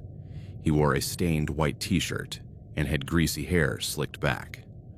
But what disturbed me most was his smile. He smiled broadly, revealing yellowed teeth with several gaps where molars were missing. It was the kind of smile that didn't reach his eyes, that seemed plastered on his face like a mask. His eyes were small, dark, and they stared at me with an intensity that made me want to step back. "Hello," I said, trying to sound friendly and professional. "A large pepperoni and a Coke. That'll be $23.50. The man said nothing. He just kept smiling that disturbing smile, reached into the back pocket of his jeans and pulled out an old leather wallet. From the wallet, he pulled out 3 $10 bills. As he handed them to me, I noticed something that made my stomach churn. The bills were stained. Dark reddish-brown stains covered parts of the bills. It could have been many things: coffee, sauce, wine. But my brain, fed on too many horror movies and crime documentaries, immediately thought, dried blood. I hesitated for a second, looking at the bills, then looked at him. He was still smiling, not saying a word, just holding out the money. I didn't really have a choice. I couldn't refuse payment just because the bills looked dirty. So I took them, trying not to touch the stains, and quickly pulled his change out of my pocket. $6.50 change, I said, handing him the coins. He took the change, still not speaking, still smiling. Then he reached for the pizza and Coke. "Have a good night," I said, eager to leave. He nodded once, slowly. Then he started to close the door, but just before it closed completely, I saw something behind him in the house. A movement, as if someone else was there, quickly moving out of sight. The door clicked shut loudly. I heard multiple locks being turned. I stood on the porch for a moment, feeling that uncomfortable feeling grow stronger. Something wasn't right. I couldn't explain it, but something was definitely not right. I turned to go back to my car, but then I noticed something I hadn't seen when I arrived. On the side of the house, barely visible in the dim light coming from the window, was a small shed or storage area. And stacked against that shed, partially covered by a torn tarp, were bicycles. Small bicycles, children's bicycles. I moved a little closer, squinting in the darkness. There were at least 5 or 6 of them that I could see, all rusty, with torn seats, bent handlebars. Some were lying on the ground, others leaning against the wall of the shed. Next to the bikes were other toys: a faded tricycle, a deflated beach ball, what appeared to be a broken swing. I looked toward the house. The curtains were closed, no sign of children. I hadn't heard children's voices when the door was open. The man who had answered hadn't mentioned children, but there were bikes. Lots of children's bikes, all old and rusty as if they had been there for years. My mind began to make connections I didn't want to make. An isolated house. A lonely man who didn't talk, just smiled in that unsettling way. Stained bills. Children's bikes, but no children in sight. He probably bought them at garage sales, I said aloud, trying to calm my growing anxiety. Or he has grandchildren who visit. But even as I tried to rationalize it, I knew something was wrong. I could feel it in my bones, that primitive sense of danger that humans have developed over millennia. I hurried back to my car, started the engine, and got out of there, as quickly as I could without looking like I was running away. But my heart was pounding, my hands trembling slightly on the steering wheel. All the way back to the pizzeria, I couldn't get that image out of my head. The rusty bicycles, the man's smile, the stained bills, the movement I had seen inside the house. I got back to Sal's around 10 to 10. Jen was at the counter, looking at her phone. "How did it go?" she asked without looking up. "Weird," I said, without elaborating. "Did they tip you?" "No." Typical. I went to the back and sat down in the small break area where we kept our things. I took out the 3 $10 bills and examined them under the bright light. The stains were definitely dark, a reddish-brown color. They could be blood, but they could also be barbecue sauce, coffee, or any of dozens of other things. Under the light, they didn't look as sinister as they had on the porch. "You're being paranoid," I told myself. "He's just a weird guy who doesn't talk much. Denver is full of weird people." But then I thought about the bikes. There was no innocent explanation for those that could convince me. Why would someone have half a dozen rusty children's bikes on their property if they didn't have children? The rest of my shift was a blur. I made 4 more deliveries, all normal and forgettable. But my mind kept returning to that house on Maple Grove Road. At 1:30 a.m., the shift ended. Carlos arrived for the ultra-late night shift that covered the hours from 2 to 4 a.m. for night owls and drunks. I handed over to him, told him about the pending orders, and went home. My apartment was a small studio on the 2nd floor of a 1970s building. It wasn't much, but it was mine. I took a shower, trying to wash away the feeling of unease, but it didn't work. I lay in bed staring at the ceiling, unable to sleep. The bicycles kept popping into my mind, the bicycles and that smile. Finally, around 3 in the morning, I grabbed my laptop and Googled 452x1 Maple Grove Road, Denver. Not much came up. The address existed, obviously. Google Maps showed the location, though the street view images were from several years ago and didn't show much because of all the trees. I searched public property records. The house was owned by someone named Harold Finch, who had purchased it in 1994. No further information was readily available. Then I searched for Harold Finch Denver, along with terms like arrest and crime. Nothing came up. "You're being ridiculous," I told myself, closing the laptop. "Go to sleep." But I couldn't. Instead, I stayed awake until the sun began to rise, thinking about those damn bikes. The next night was Thursday, another one of my regular shifts. I arrived at Sal's at 6, tired because I had only slept a few hours during the day. "You look terrible," Jen commented when I walked in. "I didn't sleep well." "Are you sick?" "Because if you're sick, you need to go home. We can't have germs here." "I'm not sick, just tired." Sal came out of the kitchen, wiping his hands on his apron. "Peter, are you okay to work? I don't want you driving if you're too tired." "I'm fine," I insisted. "I just had a bad night." The shift started normally.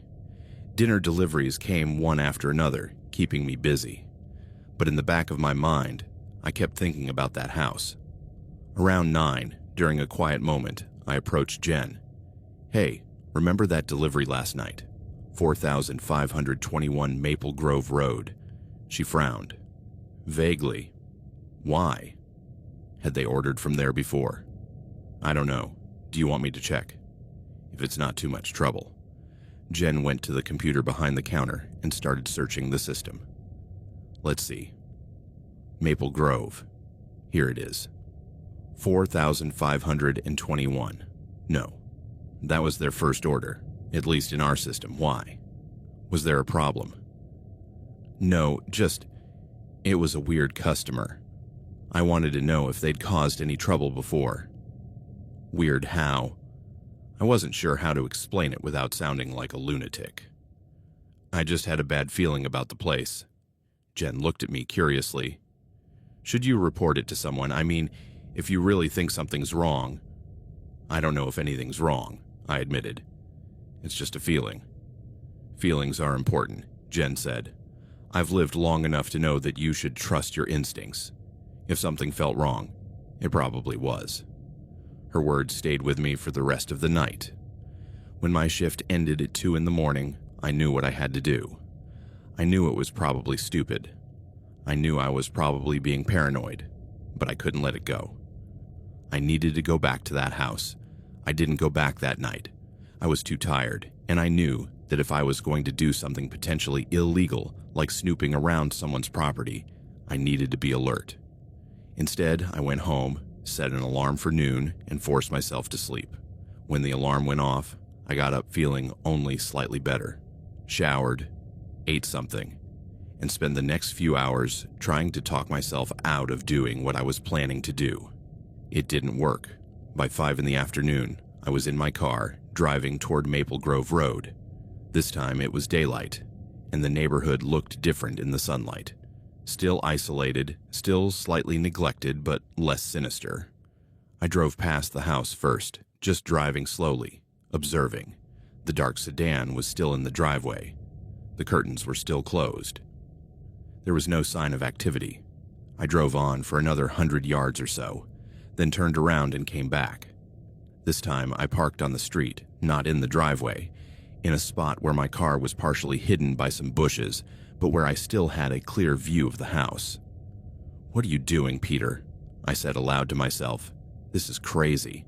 This is stalking. You could get in trouble." But I stayed. I turned off the engine, rolled down the windows, and waited. I'm not sure what I expected to see. Maybe children playing in the yard, proving my concerns unfounded. Maybe the man coming out and looking completely normal in the daylight. Something, anything, to make this feeling go away. An hour passed. Nothing. The house remained silent, lifeless. I was about to give up and leave when the front door opened. The man, the same one from the night before, came out. In the daylight, I could see him better. He was wearing the same jeans, a different flannel shirt. His hair was still greasy, slicked back. He walked to the sedan, opened the door, and took out some grocery bags. Then he went back inside, closing the door behind him. Grocery shopping, I told myself.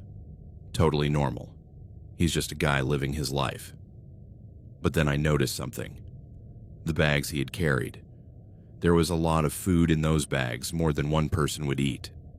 And I had seen the logo on the bags. From a discount store. The kind of place you shop when you're on a tight budget, or when you're buying for a lot of people. I waited another hour. The sun was beginning to set, the shadows lengthening. Nothing else had happened. Finally, I decided to get closer. I got out of my car, closed the door quietly, and walked down the street as if I were just taking a casual stroll around the neighborhood.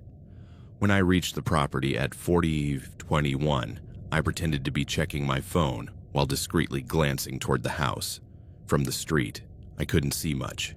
Trees and bushes blocked most of the view. I continued walking, passing the house, then turning at the next corner. There was a small alley behind the houses, probably used for garbage collection or utility access. I walked down the alley until I estimated I was behind 45-21.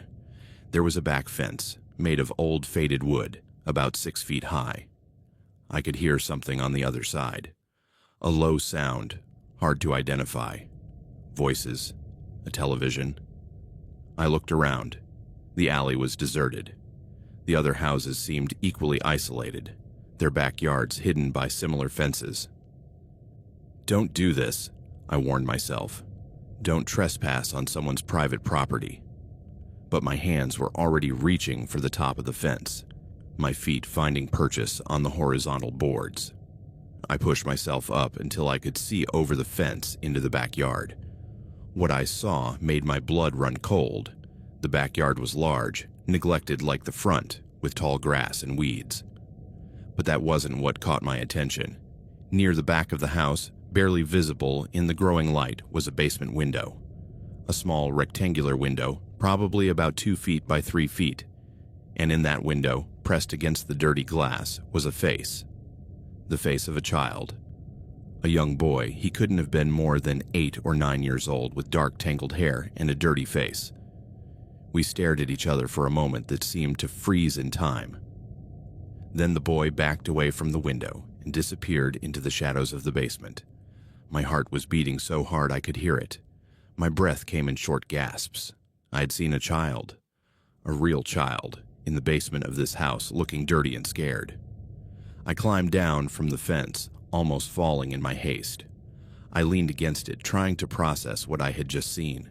A child, in the basement, in a house where a strange man lived alone, where there were half a dozen rusty bicycles, but no signs of children. It could be his son, I tried to reason, or his grandson. Maybe the child was playing in the basement. But none of that made sense. What child plays in a dark basement with his face pressed against a dirty window? Why did the child look so dirty, so scared? I took out my phone with trembling hands. I needed to see that window again. I needed to be sure of what I had seen. I pushed myself back over the fence, slower this time, more carefully. I looked up at the basement window. The boy was back, pressed against the glass. But this time he wasn't alone. There was another face next to him. Another girl, a little older, maybe 10 or 11, also with tangled hair and a dirty face. And her clothes. Her clothes were torn, dirty, as if she had been wearing them for days or weeks. Both children stared at me with wide, frightened eyes. One of them, the girl, moved her lips. I couldn't hear what she was saying through the glass, but I could read the word, "Help." That was enough. I climbed down from the fence, took out my phone, and dialed 911. 911, what is your emergency? My voice came out hoarse, barely a whisper. I need to report. I think there are children being held in a house, 421 Maple Grove Road. Sir, can you speak louder? It's hard to hear you. I cleared my throat and tried again, forcing myself to speak clearly despite how my voice was shaking. I'm at 451 Maple Grove Road. There are children in the basement. I believe they are being held against their will. Can you see the children now? Yes, I can see them through a basement window. There are at least 2 of them. They look dirty, scared. One of them asked for help. Okay, sir. What is your name? Peter. Peter Morrison. Peter, I need you to move away from the property immediately. Do not attempt to enter the house. I'm sending units to your location now. Is anyone else with you? No, I'm alone. Good. Go to your vehicle and wait for the police units. Stay on the line with me. I followed his instructions, walking quickly down the alley back to my car. My mind was racing. Had I done the right thing? What if I was wrong? What if there was some perfectly innocent explanation and I had just ruined an innocent man's life? But those faces, those dirty, frightened children begging for help. No, there was no way that was innocent. I got to my car and sat inside, leaving the door open, still on the phone with the 911 operator. Units are 5 minutes from your location, the operator said. Peter, does the suspect know you're there? I don't think so. He was in the alley behind the house. He was inside. Good. Can you describe the suspect? I gave him all the information I had. The man in his 50s, tall, broad, greasy hair, the dark sedan, the bicycles, the stained bills. It all came out in a torrent. The operator took notes on everything. Peter, you did the right thing by calling. Stay where you are until the units arrive. I didn't have to wait long. Less than 5 minutes later, 3 patrol cars pulled up to the street, lights off but sirens silent. An officer got out of the first patrol car and walked toward my car. Peter Morrison. Yes, sir. I'm Officer Kowalski. I understand you reported children being held in that house. He pointed toward 4521. Yes. In the basement. I saw them through a window in the backyard.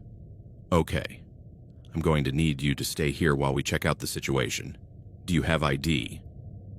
I showed him my driver's license. He took down my information, then returned to his colleagues. I watched them gather, discuss their plan, then approach the house.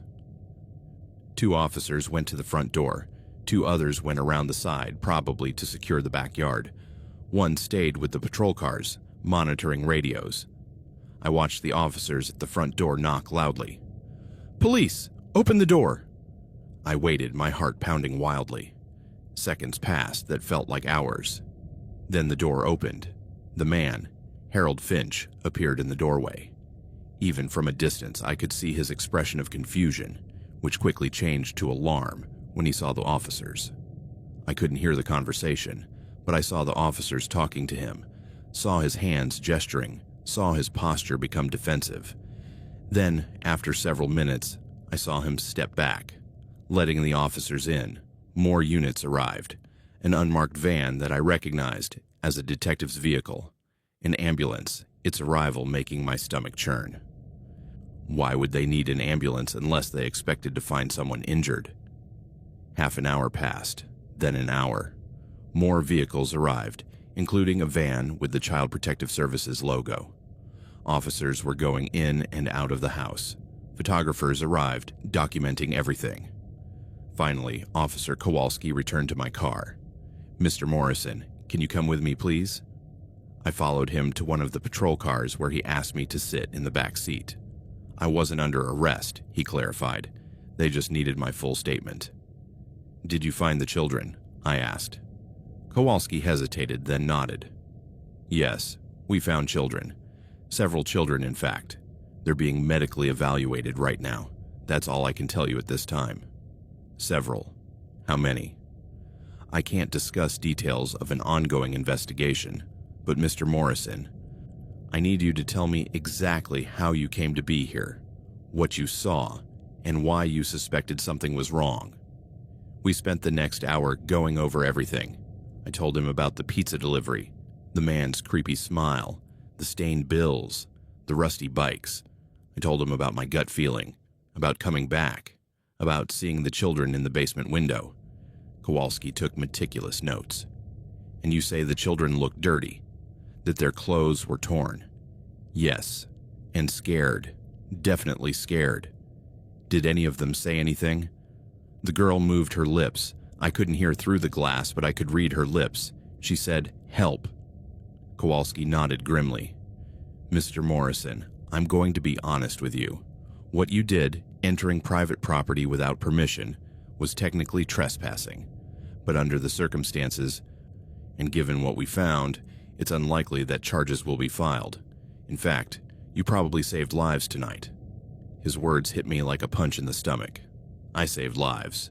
There were children in that house who needed help, and if I hadn't trusted my instincts, if I hadn't made that call. "How many?" I asked again. "How many children?"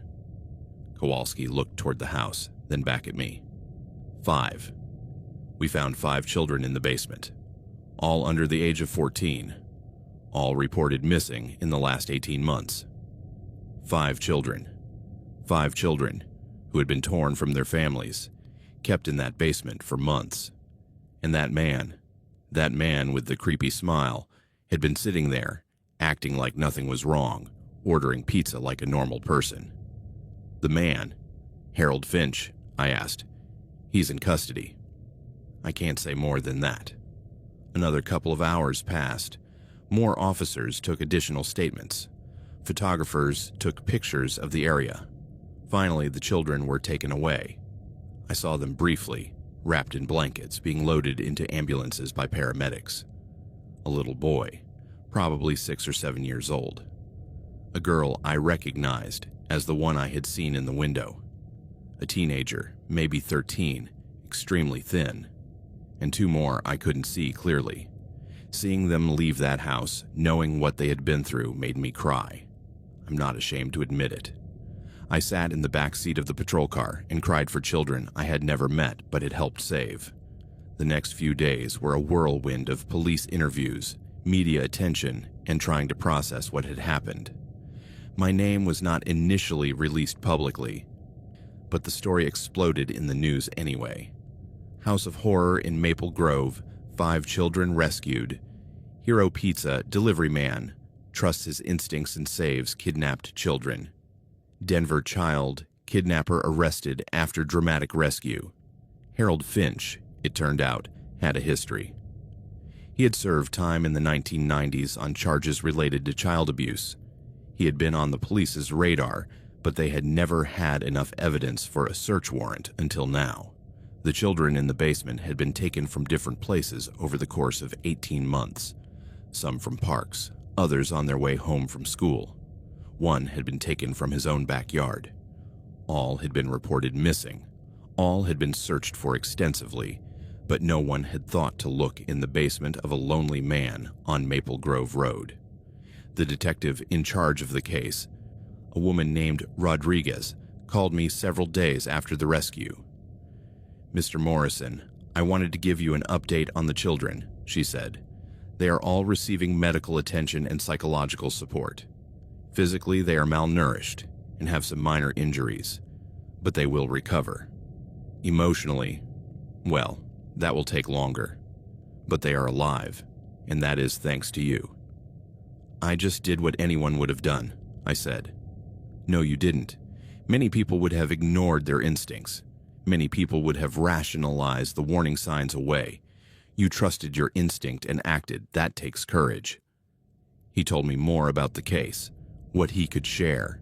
Finch had been operating this way for years, possibly decades. The basement had been converted into a prison, with reinforced locks, no windows, except for those small portholes that weren't big enough for anyone to escape through. The children had been kept in horrible conditions, with minimal food, no medical care, no contact with the outside world. The bicycles he had seen were trophies, taken from the victims as reminders. Finch had even ordered pizza occasionally, acting completely normal, knowing that 5 children were locked in his basement just feet away. "The stained bills," I said suddenly. "The ones he used to pay for the pizza. Were they—" "Blood," Rodriguez confirmed, "from one of the children who had tried to escape. Finch had beaten him, then used the blood-stained money as if nothing had happened. He is a deeply disturbed individual." The trial was quick. Finch pleaded guilty to multiple counts of kidnapping, child abuse, and several other crimes. He was sentenced to life in prison without the possibility of parole, multiplied by 5. I testified at the trial, telling my story. It was difficult, especially with the victims' families there, listening to every word. But I did it because those children deserve justice. After the trial, the families approached me, parents with tears in their eyes, thanking me for bringing their children home, siblings thanking me for returning their brothers and sisters. It was overwhelming and humbling at the same time. The children themselves were in intensive therapy, trying to process their trauma. Rodriguez told me that they were all making progress, some faster than others. They would carry scars for the rest of their lives, but they had a chance to heal. They had a chance to live. After all that, I couldn't go back to being a pizza delivery guy. Every time I picked up a delivery bag, I thought about that night on Maple Grove Road. Every time I drove down isolated streets, I wondered what dark secrets might be hidden behind closed doors. Sal understood. "Take the time you need," he said. "Your job will be here if you want it. But I understand if you need to do something different." I finished my bachelor's degree in social work that year, graduating with honors. The Maple Grove case had reinforced my conviction that I wanted to work with vulnerable children. I wanted to be someone who could help prevent that kind of horror. I now work for Denver Child Protection Services. It's a difficult job, often heartbreaking, and it doesn't pay as much as I'd like, but it's important. Every day, I work to protect children who can't protect themselves, to identify signs of abuse or neglect, to intervene before it's too late. And sometimes, when I investigate a case and find something wrong, I think back to that night. I think about how I could have ignored my instincts, how I could have rationalized the warning signs. I think about how 5 children could still be in that basement if I had chosen not to act. Marcus, from the pizza place, calls me occasionally to catch up. "Do you ever regret it?" he asked me once. "Not ignoring it, not moving on with your life?" "Never," I replied without hesitation. "Not for a second." Because at the end of the day, those 5 children are alive and free. They are with their families, receiving therapy, having the opportunity to live normal lives. And I played a small part in giving them that opportunity. There's something I've learned from all this. Something I want anyone reading this to understand. Trust your instincts. If something feels wrong, it probably is. Don't rationalize the warning signs. Don't tell yourself you're being paranoid. Those rusty bikes were a warning sign. The man's creepy smile was a warning sign. The blood-stained bills were a warning sign. Individually, each one could have been explained away, but together they told a story. And most importantly, if you see something, say something. I don't care if you feel silly. I don't care if you're worried about being wrong. It's better to be wrong and embarrassed than to be right and have done nothing. I'll never know what would have happened if I hadn't made that call to 911. How much longer would those children have been in that basement? Would they have survived another year, another month? I can't know, and I'm glad I don't have to know. What I do know is this: evil exists. It exists in mundane forms, in ordinary houses, on quiet streets. It exists in people who can smile and act normal while keeping horrible secrets. But good also exists. It exists in ordinary people who trust their instincts, who act when it's easier to do nothing, who risk looking foolish to do the right thing. I'm not a hero. I'm just a guy who delivered pizzas and noticed something wasn't right.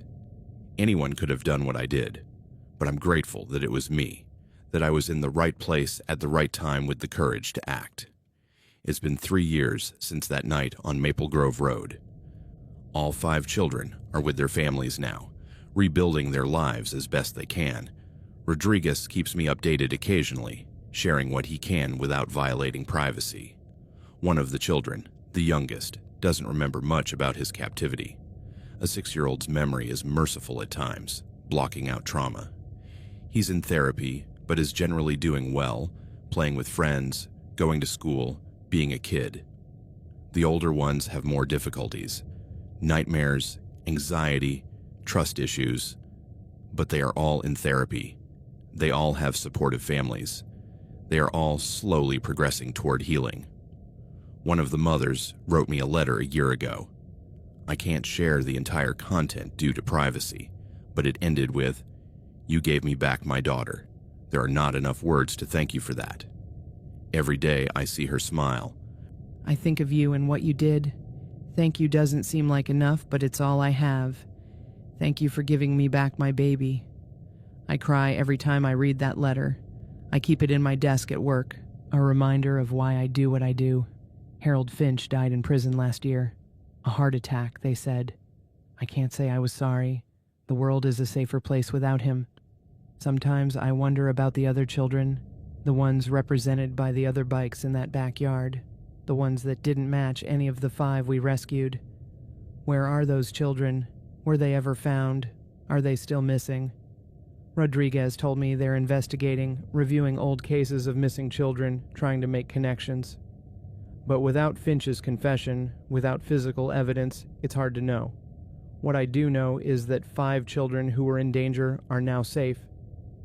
5 families who were torn apart by grief now have their children back, and that has to be enough.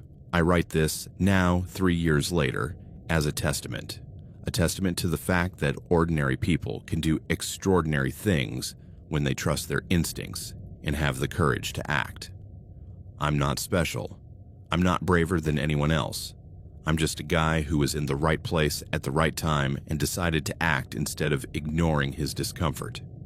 If you take anything away from this story, let it be this: pay attention to the world around you. Notice when things don't feel right. And when you see something that concerns you, especially when it involves children, act. Call the police. Report your concerns. Better to be wrong than to remain silent. Because somewhere, right now, there is a child who needs help. There is a child in danger, a child who is scared, a child waiting for someone to notice that something is wrong. Be that someone. Trust your instincts. Take action. You could save a life. You could save 5. And that is worth any discomfort, any embarrassment, any inconvenience. Trust me, I know.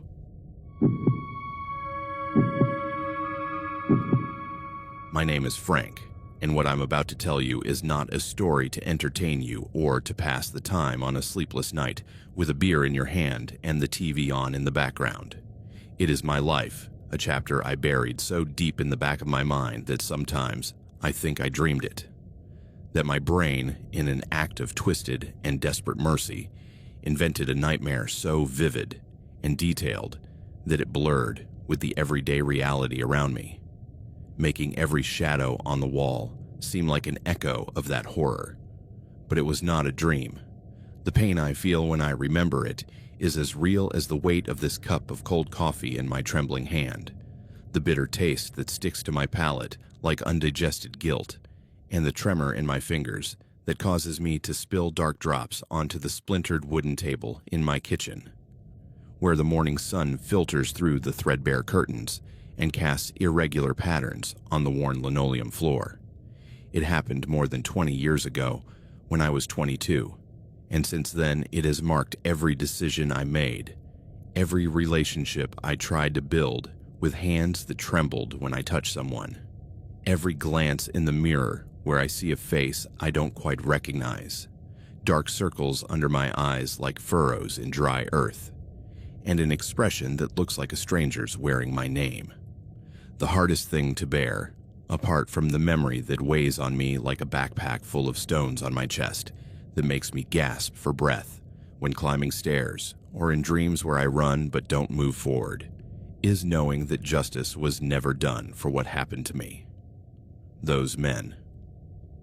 They simply vanished into the vastness of the forests and back roads of Coventry, leaving me, a disoriented young man, broken inside, to rot with the secret that corroded me from within, like acid dissolving flesh, drop by drop, leaving only exposed bones and a void that time cannot fill. I always knew the world could be cruel, but before that night, that cruelty was something abstract, something that happened in the news or in the horror movies I watched on VHS with friends in the basement of my best friend Tommy's house, where the smell of burnt popcorn in the microwave mixed with the smoke from cigarettes stolen from his parents, laughing nervously at the jump scares that made us jump off the worn-out sofa.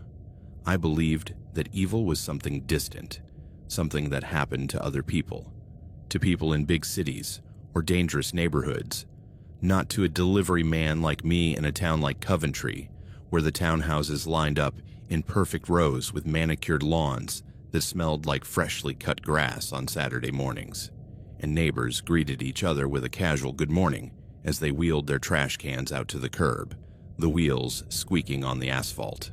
Coventry was a place of predictable routine, where the biggest drama was a traffic jam on the interstate, or a storm that flooded the basement with water that smelled like wet earth, not the kind of place where a man walks into a house and walks out changed forever, his soul torn to shreds that cannot be mended with thread or time. I lived in a townhouse on the outskirts of Coventry, a lower middle-class neighborhood where the houses all looked alike, with red brick facades that faded in the rain and tile roofs that leaked in the winter. Mine was number 47 on a street called Elm Street, which sounds ironic now that I think about it, with a small front yard where the flowers my wife Sarah planted before she died were withering from neglect, weeds growing among the rose bushes that once smelled of summer. Sarah had been gone for 2 years, lung cancer consuming her in months, her body thin as a reed in the hospital bed, smelling of disinfectant and wilted flowers in the vase, her cold hand in mine as she whispered, "Take care of yourself, Frank," her voice breaking like glass. Since then, it had been just Melissa and me against the world, a 7-year-old girl with her mother's hair, golden brown curls that bounced as she ran down the hall with her bare feet pounding on the cold kitchen tiles, and a laugh that could cleanse the sadness from any room like a ray of sunshine on a cloudy day in England. Melissa was my reason for breathing, my anchor in the sea of debt and loneliness that surrounded me after Sarah's death. Her room still covered with posters of unicorns and stars stuck to the pink walls that smelled of baby powder. Her bed with cotton sheets that I folded every morning with hands that trembled at the memory of tucking her in. My job was what kept that fragile normality afloat, a position as a delivery driver for a courier company called QuickLink. It wasn't Amazon or any of the big corporations that dominated the market with their identical white vans. It was one of those second-tier companies that handled the shipments the others didn't want to touch, packages lost on secondary routes, or deliveries to remote addresses where customers waited with half-open doors and dogs barking from the yard. The hours were a nightmare that stretched from dawn to dusk, the pay a pittance of £1,200 a month after taxes that barely covered the mortgage on the townhouse we were paying off in endless installments, and the van they assigned me, a white Ford Transit with more than 375,000 kilometers on the odometer and paint peeling off the doors, smelled of stale tobacco from previous delivery drivers, and despair accumulated on vinyl seats that stuck to your skin in summer. But it was a job, and in a town like Coventry, where textile factories were closing one after another, leaving empty streets with shop windows that smelled of dust and neglect, we grabbed whatever we could with our calloused, grease-stained hands, without complaining for fear of losing our jobs. My life was a monotonous loop of waking up at dawn to the buzzing of the alarm clock on the splintered wooden nightstand, making a quick breakfast of cereal for Melissa, who chewed with clumsy spoonfuls that spilled milk on the Formica table, taking her to the local school with her pink backpack slung over her shoulder while she chattered about the morning's cartoons, and loading the van to the brim with packages wrapped in brown paper that smelled of damp cardboard and packing tape, traveling a radius of nearly 100 miles on back roads flanked by wheat fields that rippled in the wind like a yellow sea, isolated farms with silos rising like silent towers, in bedroom communities where houses lined up in perfect rows with cars parked in gravel driveways. I knew every pothole that made the van's suspension bounce with a thud, every sharp bend where the wind howled through the tall hedges, every lonely pub in the West Midlands countryside where truckers stopped for warm beers that tasted like stale foam. Loneliness was my constant companion on those long stretches, spending more hours with the radio tuned to static stations crackling with interference, or 80s songs that reminded me of Sarah, than with real people who might tap me on the shoulder or ask how I was doing beyond a mechanical good morning. Sometimes, on the longest, most desolate stretches, where the asphalt stretched endlessly under a gray sky of low clouds, I would talk to myself in a low voice, narrating my own life as if it were a boring, repetitive documentary about an anonymous delivery man delivering packages to doors that barely opened, signatures scribbled on electronic devices that beeped in confirmation. It was a gray and predictable existence, yes, but it was mine. And above all, it was safe in its monotony, a shield against the chaos of the outside world that had taken Sarah and left a hole that Melissa filled with her laughter, but did not completely close. The night of October 17th, 2018, began like any other in that routine that had turned me into an automaton. An autumn Thursday, where the fine, persistent rain that we English call drizzle had not stopped all day, turning the roads into black. Slippery mirrors that reflected the headlights of my van in a deceptive and treacherous way. The mist fogging up the side windows and the windshield wipers drawing hypnotic, monotonous arcs that repeated like a tired mantra. The afternoon shift lasted until 11 at night, a schedule that left me exhausted, with hunched shoulders and a sore back from carrying heavy boxes that smelled of cardboard dampened by the rain. And my final route always took me north, to a semi-rural area near New Neaton, where houses were scattered among fields that swayed in the wind like green waves, and small oak forests that stood like crooked sentinels. I was carrying one last delivery, a medium-sized, nondescript package wrapped in crumpled brown paper with tape that stuck to my fingers. Of no particular importance other than being the last obstacle before bed and a good night's sleep, to an address on a road called Blackthorn Lane that the GPS marked with a flashing red pin. There was no specific house number, only the name of the property, Hawkswood Cottage, a detail that made me frown because on my usual routes, the addresses were precise down to the door number, but the system listed it that way, and I didn't question the errors of the software buzzing on the dashboard mount. I had been there a couple of times during the day, during morning deliveries when the sun filtered through the tall, unkempt hedges that flanked the gravel road that crunched under the tires, and I remembered the house as an old gray stone building, somewhat gloomy, with slate roofs that sloped like hunched shoulders, located at the end of a narrow path that disappeared into the morning fog. It wasn't a place I liked to visit, with its facade of tall, dark windows that looked like blind eyes watching without seeing. But my job wasn't about liking or disliking. It was about delivering the package, getting the signature on the electronic device that beeped in green confirmation, and driving off to the next route with the engine roaring. I made the mistake of confusing the normality of the routine with the innocence of the delivery, of thinking that an isolated house on a rainy night was just another point on the map, not the threshold of a personal hell that awaited me with open arms. The GPS navigator lost signal right after turning onto Blackthorn Lane, as it often did in that rural area where radio waves were lost among the tall trees that closed in like a green damp tunnel. It didn't matter. I knew the way by heart after previous deliveries, the cracked asphalt flanked by hedges of thorns that caught on the sides of the van with branches that scraped the white paint like nails on a chalkboard. I drove slowly, the wheels crunching on wet gravel that splattered mud on the fenders, the headlights cutting through the curtain of fine rain that fell like an endless mist, and the trees leaning over the track like hunched specters whispering in the wind. There was no other light visible in the distance, not the glow of an illuminated window or the flicker of a television in a nearby house, only the deep, damp darkness of the English countryside in the depths of autumn, where the mist swirled on the ground like smoke from a distant dying fire. Finally, the silhouette of Hawkswood Cottage stood out against the slightly less black sky on the horizon, a dark, ungainly mass with a chimney rising like an accusing finger. There were no lights on in the tall windows that looked like empty eyes. A chill that had nothing to do with the cold rain ran down my spine and settled at the base of my spine like an icy finger.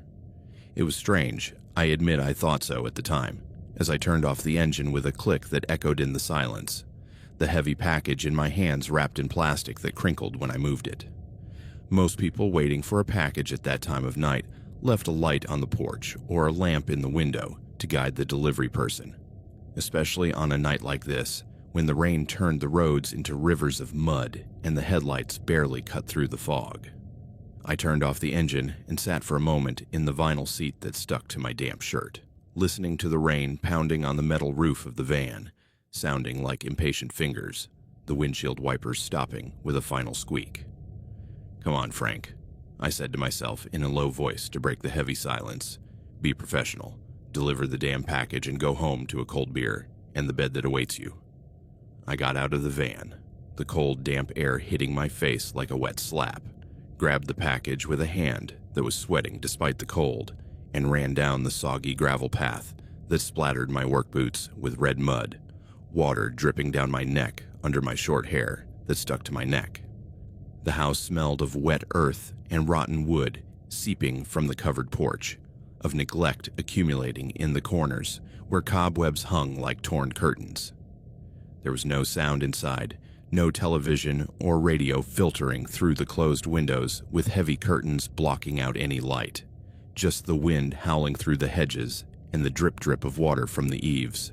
I hesitated for a second, my hand raised ready to knock on the wrought iron lion's head door knocker that seemed to roar silently. Perhaps no one was home. I could leave the package on the porch, as I did with failed deliveries, sign the electronic device that beeped in green confirmation with my slightly trembling index finger, and walk back to the van that would roar as it started up. But QuickLink's rules were clear and strict. Deliveries after 9 p.m. required the recipient's signature in person to prevent theft or disputes, and I didn't want to risk my job over a rule that had earned me a final warning from my boss in a nasal voice over the phone. I took a deep breath, the cold air filling my lungs with the smell of rain and earth, and knocked hard on the door knocker, the metal resonating inside with a hollow finality that echoed through the empty house. I waited, rain dripping down my neck and soaking my t-shirt under the waterproof jacket that crinkled as I moved, the heavy package in my hand like a promise of the end of my shift. I was about to knock a second time, my fist raised with raindrops sliding down my knuckles, when I heard the sound of bolts sliding across the other side of the door, a metallic click that sounded like an old lock that wasn't used often. The door opened a few inches, just enough for a strip of dim, yellowish light to seep out like a sick sunbeam, illuminating the porch covered with dancing shadows. A man appeared in the narrow opening. He was about 50, maybe older, bald, with his head shining in the interior light. A nondescript face round like a full moon, with black horn-rimmed glasses that made his gray eyes look small and sunken, wearing a brown wool sweater, worn at the elbows, that smelled of mothballs from a closed closet, and brown corduroy pants that hung loosely on his thin legs. He looked like a retired university professor or an accountant who spent his afternoons doing crossword puzzles and drinking cold tea, nothing that would arouse the slightest alarm or suspicion in a tired delivery man like me. His expression neutral and polite like that of any regular customer who signed for packages without looking. "Yes," his voice said, flat and intonationless, as if he were reading from a script for a routine conversation, his eyes behind the glasses scanning me up and down with a slowness that made me feel exposed, even though I was only wearing my QuickLink uniform with the logo embroidered on the chest that clung to my damp skin. "Good evening. Delivery for Hawkswood Cottage," I replied, showing him the package wrapped in brown paper, crumpled from handling and tape, that stuck to my fingers with a sticky feel, trying to sound friendly and professional, despite the discomfort that was beginning to curl in my stomach like a subtle knot. The cold rain dripping down my neck and soaking the t-shirt under my waterproof jacket that crinkled with every movement. The man stared at the package for a long second, his gray eyes fixed on the label with Hawkswood Cottage, written in smudged black ink, then looked directly at me, and then back at the package with a deliberate slowness that made time stretch, his eyes behind those thick glasses seeming to evaluate me as if measuring my weight or my worth, the expression on his round face not changing a millimeter. "Yes, it's for me. I left my wallet in the study just a moment," he said, opening the door a little wider with a creak of rusty hinges that echoed in the covered porch. "Come in, please. No need to get any wetter than necessary in this endless rain. It will only take a moment to sign." The request seemed reasonable and even kind at the time, a courtesy that delivery drivers like me appreciated on cold nights when water seeped down the collar of our jackets and our fingers went numb on the steering wheel. Entering a stranger's house was not part of QuickLink's strict protocol, which stated deliver to door and sign on device, but it was a horrible night, with the rain turning the path into a river of mud that splattered my work shoes with brown drops, and the man didn't inspire any mistrust with his retired professor look, who probably collected stamps or read detective novels in the afternoons. I made the fatal mistake of confusing apparent normality with actual innocence, of thinking that an isolated house on a rainy night was just another point on the route map, not the threshold of a personal hell that awaited me with open arms and sharp teeth. I nodded, forcing a smile that felt tense on my lips. "Thank you. I won't be long," I said, crossing the threshold with the package under my arm, the air inside hitting me like an oppressive contrast. The interior was as gloomy and oppressive as the exterior suggested in the dim light. The small, narrow hallway, with a floor of cold, uneven stone slabs that creaked under my wet shoes, walls covered with dark, faded wallpaper, with floral patterns that faded into gray shadows. The air heavy and thick with a musty smell that clung to my throat like old smoke. Like dust accumulated in corners where cobwebs hung like thin, broken curtains. Only a floor lamp with a yellowed fabric shade and lit by a low-voltage bulb cast a dim, dull light that made the shadows lengthen in the corners like outstretched fingers. The place seemed abandoned for weeks, with a stillness that was not peace, but stagnation. The man closed the door behind me with a sound that was a definitive metallic click, the bolt sliding with a scrape that echoed in the empty hallway like a cell door closing. And in that instant, something in the finality of that sound, in the way it cut off the noise of the rain outside and the wind howling through the hedges, froze the blood in my veins until I felt a chill rising up my legs like spilled ice. I turned to him with a tense smile that felt fake on my lips, cracked from the cold. A banal question about to burst forth to break the silence that felt heavy and charged like before a storm. "Do you have a pen to sign the device?" I said, holding out the package and the electronic device that beeped in anticipation of the digital signature, but I couldn't finish the sentence naturally. The man was no longer standing in front of the door where I had left him. He had moved with surprising cat-like speed that did not fit with his appearance as a retired accountant, his round figure disappearing into the darkness of the side hallway that stretched out like a dark throat. And in his eyes, when he looked at me one last time before turning away, there was no longer the neutral placidity of a regular customer. There was a flat, empty intensity, like that of a predator that has cornered its prey in a dead-end corner. Gray eyes behind thick glasses that glinted with a cold calculation that made me take a step back, the package slipping slightly in my sweaty hand. "Hey, I began, stepping back toward the door that now felt like a solid barrier, my free hand reaching out to touch the brass doorknob that felt hot and slippery under my fingers. But I didn't get to utter any more coherent words. There was no verbal warning or threatening shout that gave me time to react. Just pure, brutal movement.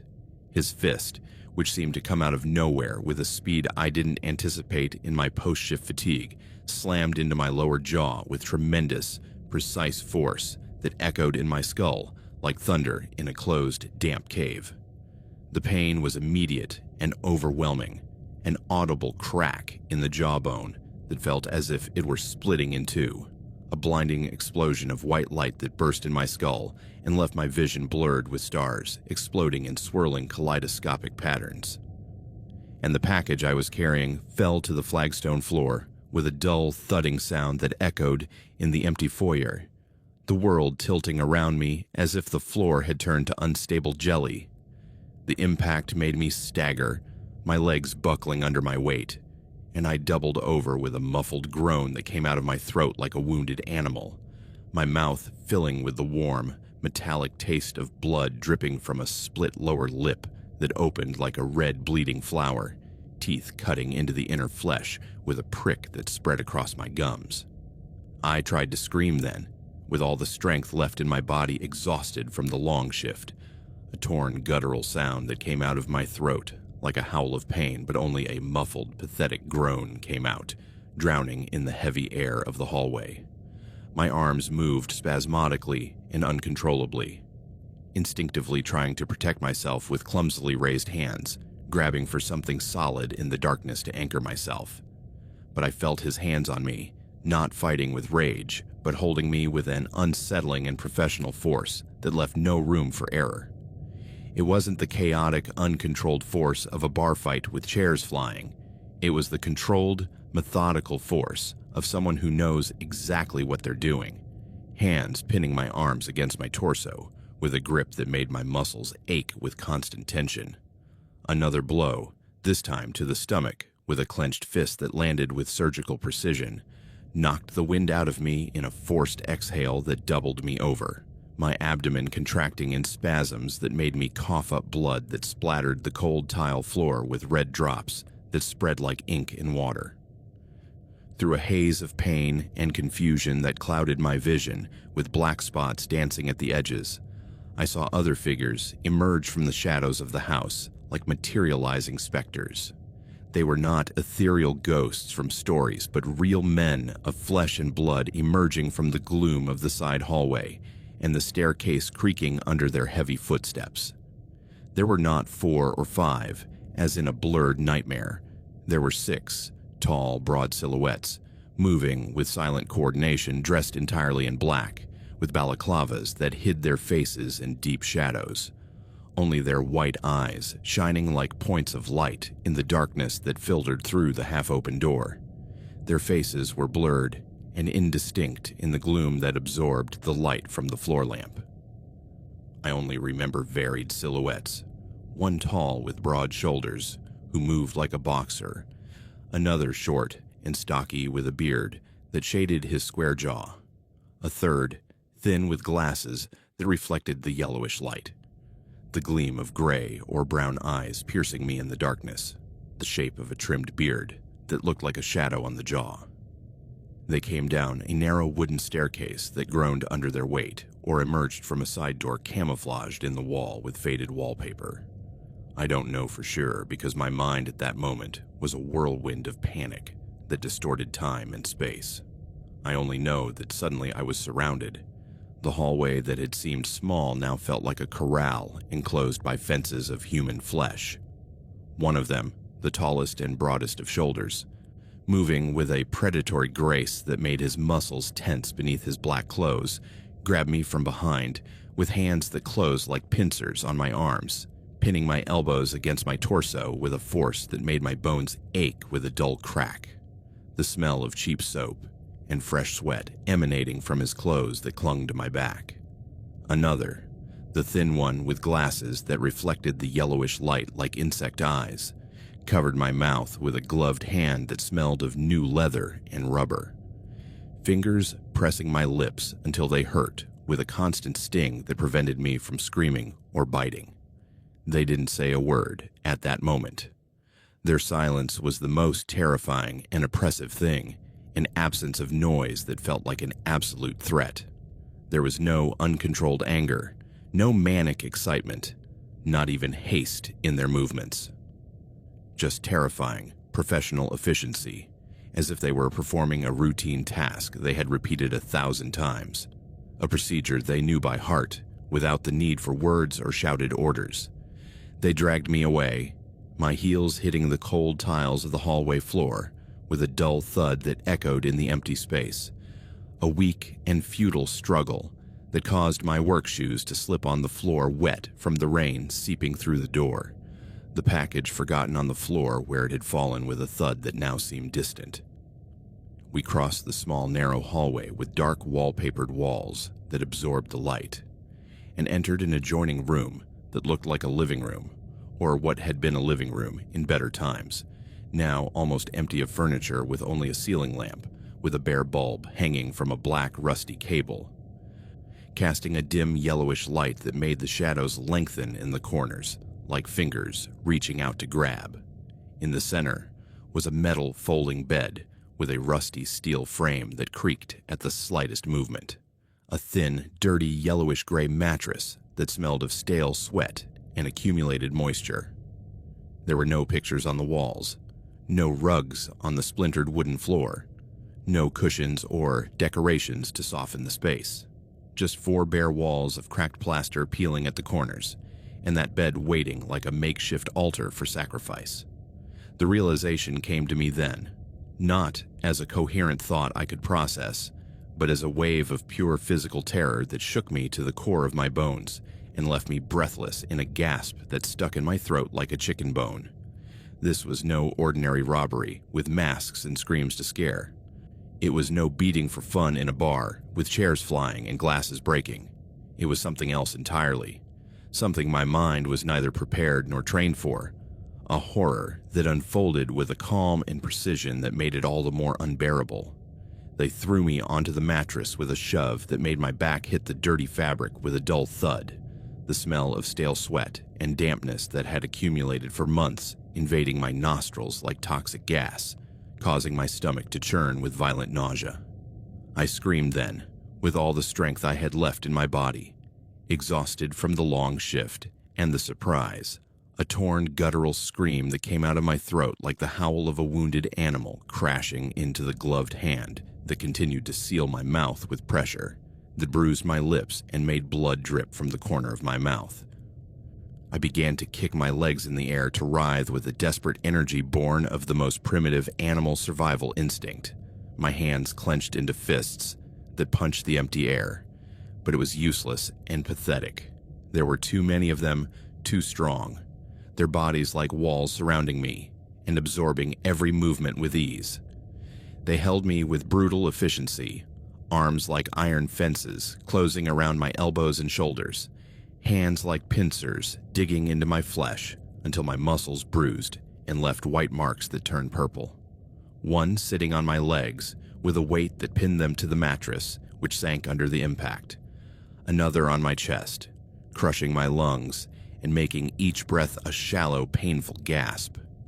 The man with the glasses, the one who had opened the door with his bland expression that now looked like a predator's mask, appeared with some ropes, thick, rough sisal ropes that looked like they had been taken from an abandoned rusty garden shed, smelling of earth and accumulated mold. They began to tie me up with precise, coordinated movements that left no room for error or resistance.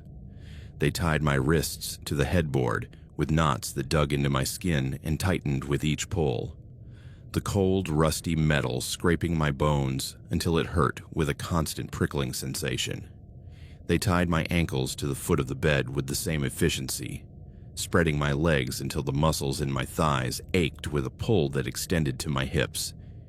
Each knot they tightened was an act of absolute possession, a silent declaration that my body no longer belonged to me or was mine to control, the rough sisal cutting into my skin with fibers that dug in like thorns, the fabric of my delivery uniform tearing at my elbows and knees with sharp sounds that echoed in the room. Panic became something alive and wild inside me, a white, blinding animal thrashing in my chest and scratching my ribs with invisible claws. My lungs refused to fill with fresh air, and the world narrowed to blurry points of light. Cold sweat soaked my clothes, which clung to my skin like a second layer of prison, mixing with the rain that still dripped from my short, soaked hair. I moaned, begged with words that came out broken and muffled by the hand that sealed my mouth.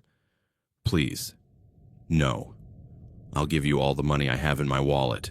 The van is outside. Take it. Just let me go. But their faces remained impassive beneath the light-absorbing balaclavas. There was nothing to negotiate in their eyes, which shone with cold calculation. I was not a person to them at that moment. I was an object, an empty vessel ready to be filled with their violence, a piece of trash they would use and discard in the darkness. The man with the glasses was the first to approach, the one who had feigned normality at the door in his worn brown sweater and corduroy pants that now looked like an actor's costume in a macabre play. While the others held me with arms that tensed like steel cables, he approached with slow, deliberate steps that echoed on the splintered wooden floor. He said nothing at that moment. His silence was the most terrifying and oppressive thing I could imagine, an absence of noise that felt like an absolute and calculated threat. He simply removed his belt with calm, methodical movements, the leather creaking as it came loose from the loops of his pants, the metal of the buckle tinkling like a funeral bell in the silence of the room. His eyes, behind those thick lenses fogged by the mist of rain, reflected neither visceral hatred nor uncontrolled sadistic pleasure. They were like black, empty wells, a cold assessment that made me feel like a specimen on a dissection table.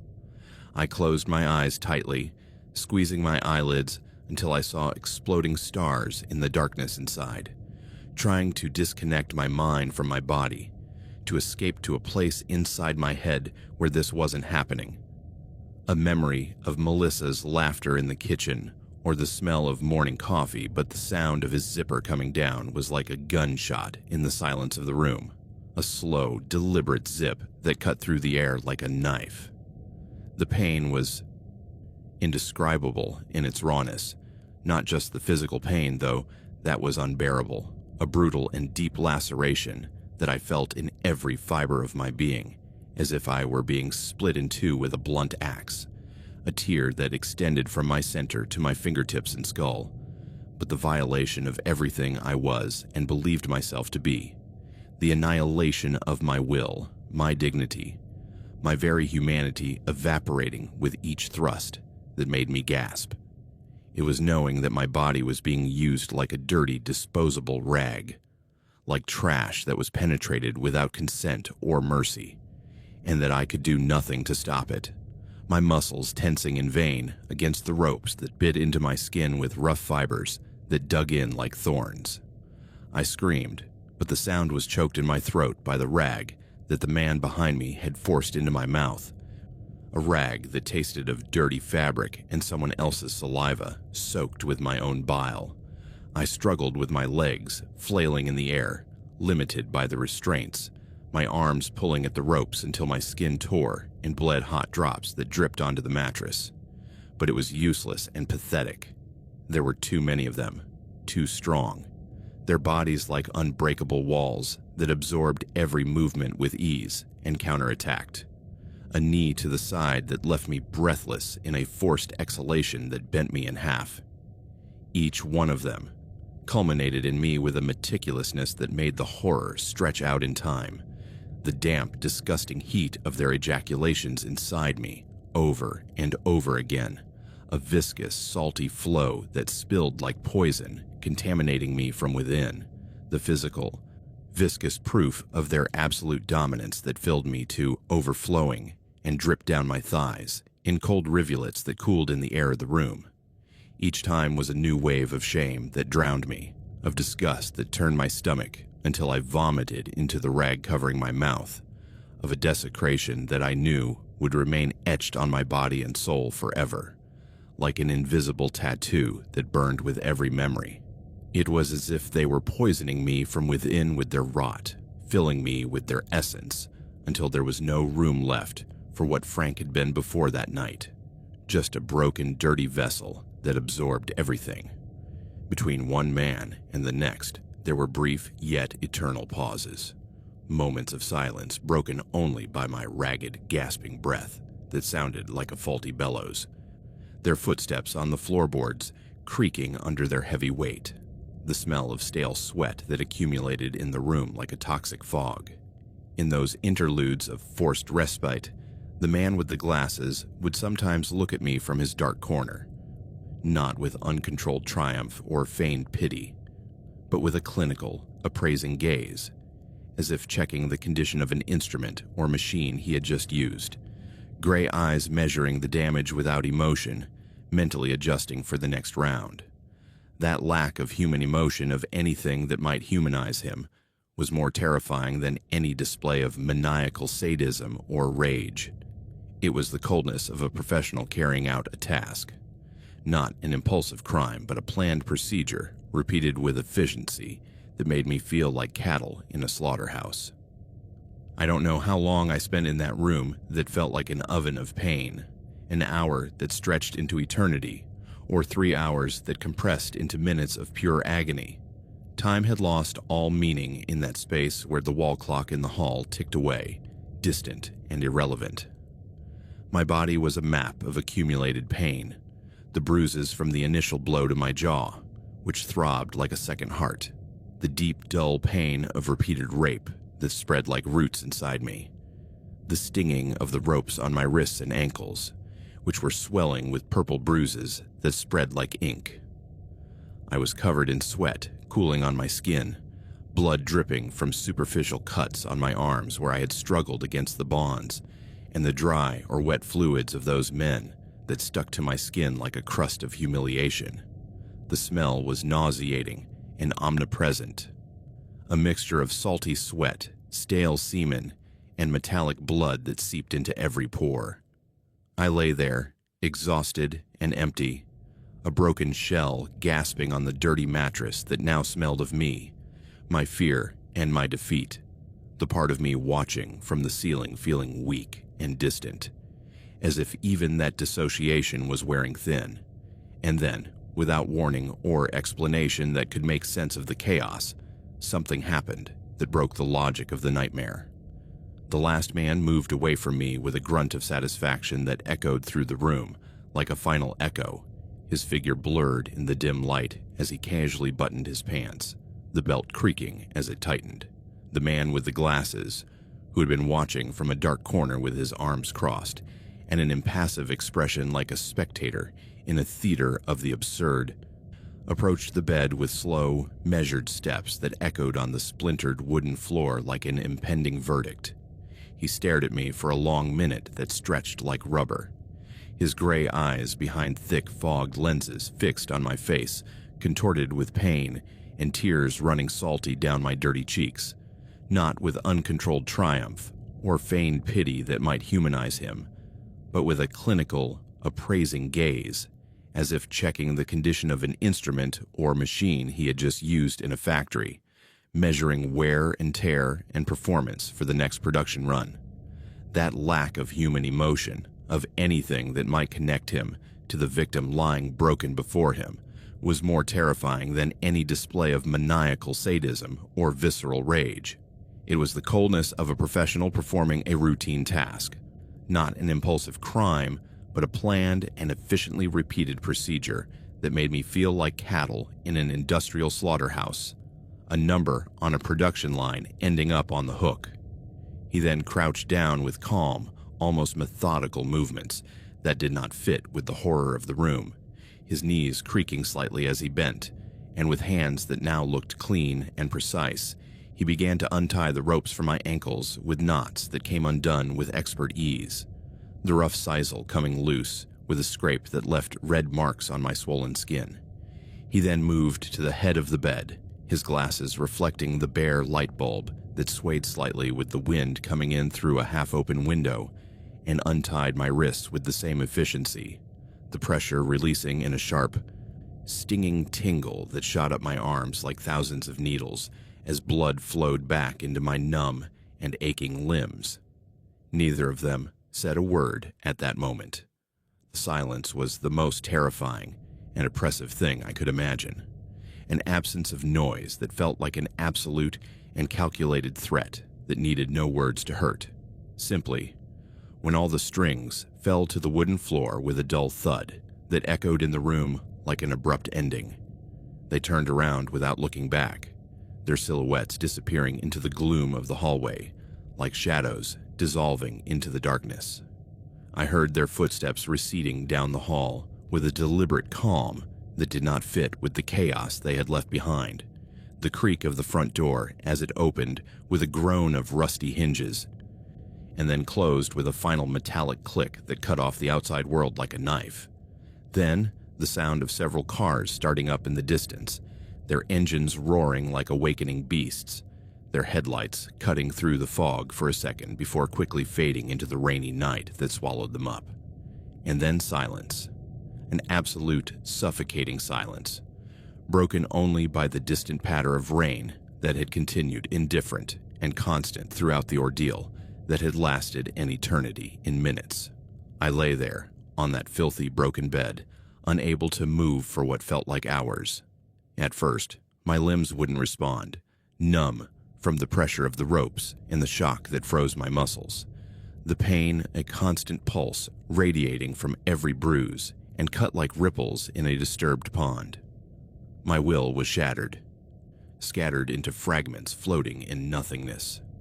I could only breathe in shallow gasps that entered and left my lungs like stale air, each inhalation a reminder of the pain in my bruised ribs and the stinging of my skin where the ropes had cut.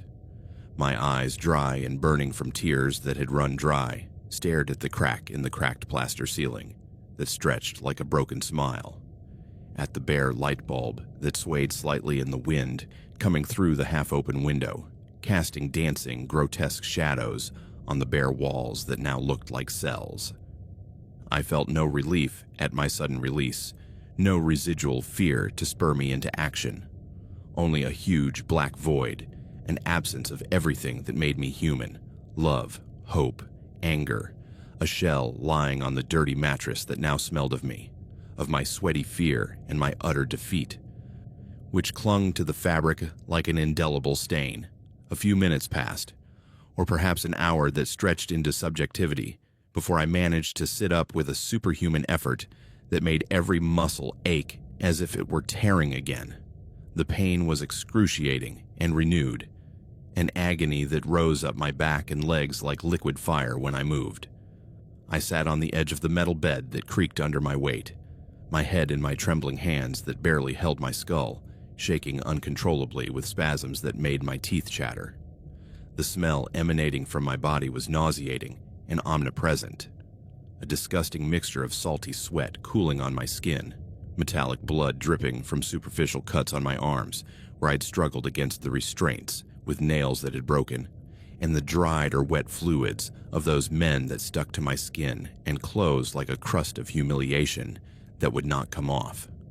I leaned forward and vomited again and again, violent retching splattering the splintered wooden floor with bitter, acidic bile that burned my throat and left a taste that stuck to my palate until only yellow, transparent bile dripped from my chin.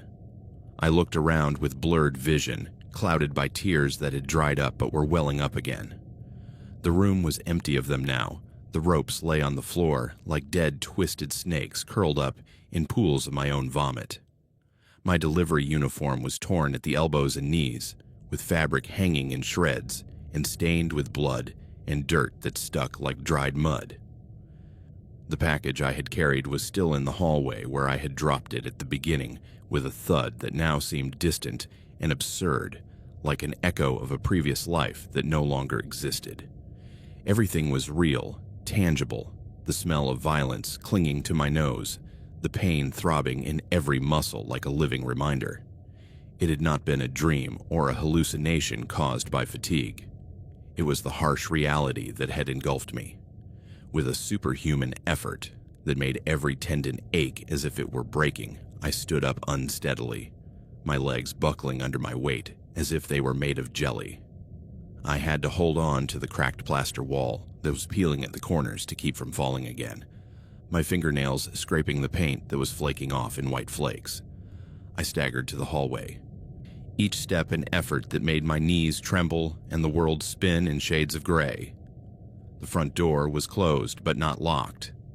The rusty brass doorknob turned with a soft click that echoed in the silence like a promise of fragile freedom. I opened it, and the cold, damp night air hit my face like a slap of harsh reality, the smell of fresh rain and wet earth filling my lungs with a coolness that made me cough with dry retches. My Ford Transit van was still where I had left it, under the rain that was now falling harder and more steadily, its headlights off, reflecting puddles on the gravel road that splattered mud on the wheels.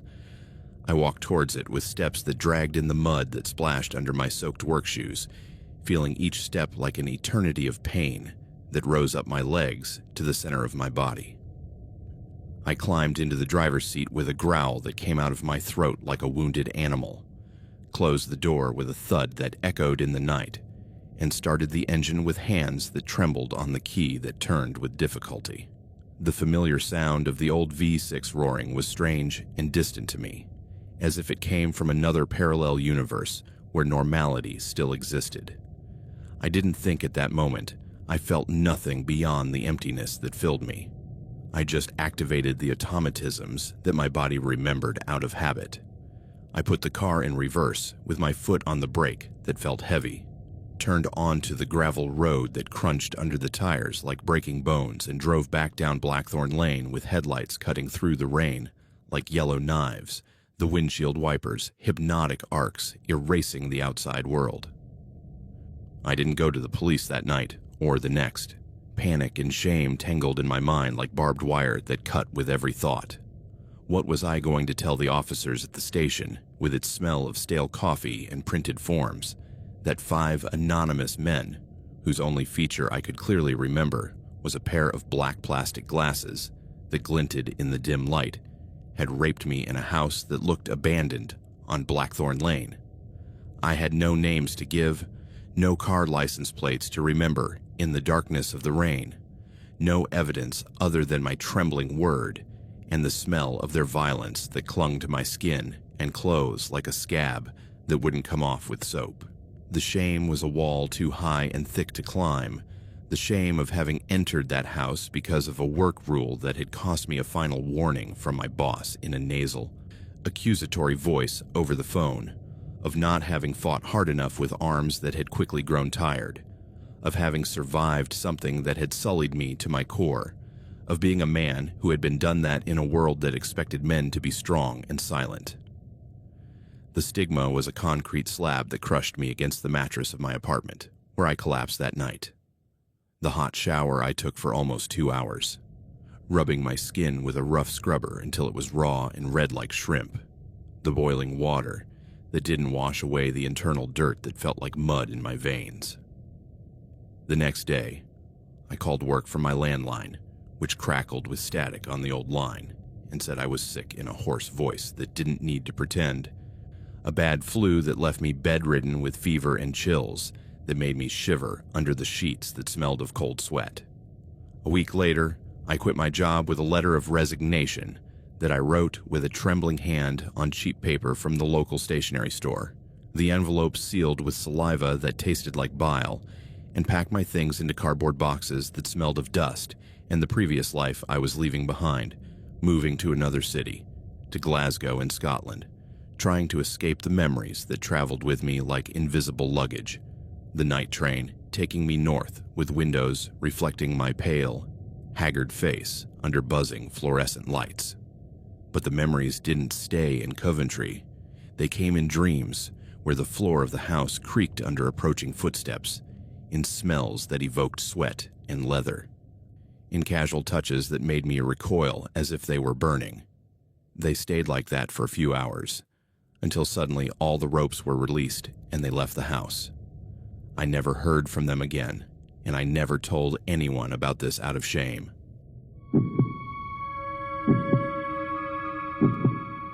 There are days when the phone won't stop ringing, when the whole world seems to have agreed to order pizza. Those were the good days, the days when physical exhaustion drowned out any other thoughts. But then, there are the other days, the silences, those long stretches between deliveries when your mind wanders aimlessly through the nooks and crannies of your own life. I, George, spent more time in those silences than in the hustle and bustle. Driving a van with the garish Tony's Pizza Pit logo through the endless duplicated streets of the suburbs of Columbus, Ohio, was my personal purgatory. A purgatory that smelled of fermented dough and melted cheese. It was a temporary job, I told myself. Something to pay for college, to keep me afloat while I figured out what the hell I wanted to do with my life. I was 20 years old and arrogantly certain that I was immune to the miseries of the world. I believed that tragedies were things that happened in the news, to other people, in cities with distant and difficult-to-pronounce names. I didn't know then that evil isn't a monster with fangs and claws. It's a man with a cheap beer in his hand and a knowing silence around him. It's a door closing in any house, on any street. And sometimes, the only thing separating good from evil is a pizza delivery guy who arrives at the wrong time. That July night was heavy, laden with humidity that stuck my uniform shirt to my back. The van's air conditioning struggled to spit out a trickle of cool air that smelled like burnt oil. My last delivery was to 1842 Cedar Creek Lane, an address in one of those new subdivisions where all the houses are variations on the same boring model. Exposed brick facades, small porches with plastic rocking chairs, and lawns so perfect they looked fake. I parked by the curb, turned off the engine, and took a deep breath. The silence of the night was almost absolute, broken only by the distant hum of the interstate. I took the pizza box from the passenger seat and crossed the lawn, feeling the night dew soak my shoes. The house seemed quiet. Too quiet. There were no lights on downstairs, just a faint blue glow filtering through a crack in a shutter on the second floor, probably from a television. I knocked on the door with my knuckles, the sharp sound breaking the calm like a gunshot. I waited. Nothing. I knocked again, a little harder, I heard hurried footsteps inside, the sound of bolts being drawn, and then the door opened just a few inches, just enough for me to see who was on the other side. It was a young woman, no more than 25 years old. She had tousled brown hair and huge eyes, a hazel color that under other circumstances would have been beautiful. But at that moment, those eyes were devoid of any light. They were wells of such deep and absolute fear that it left me paralyzed.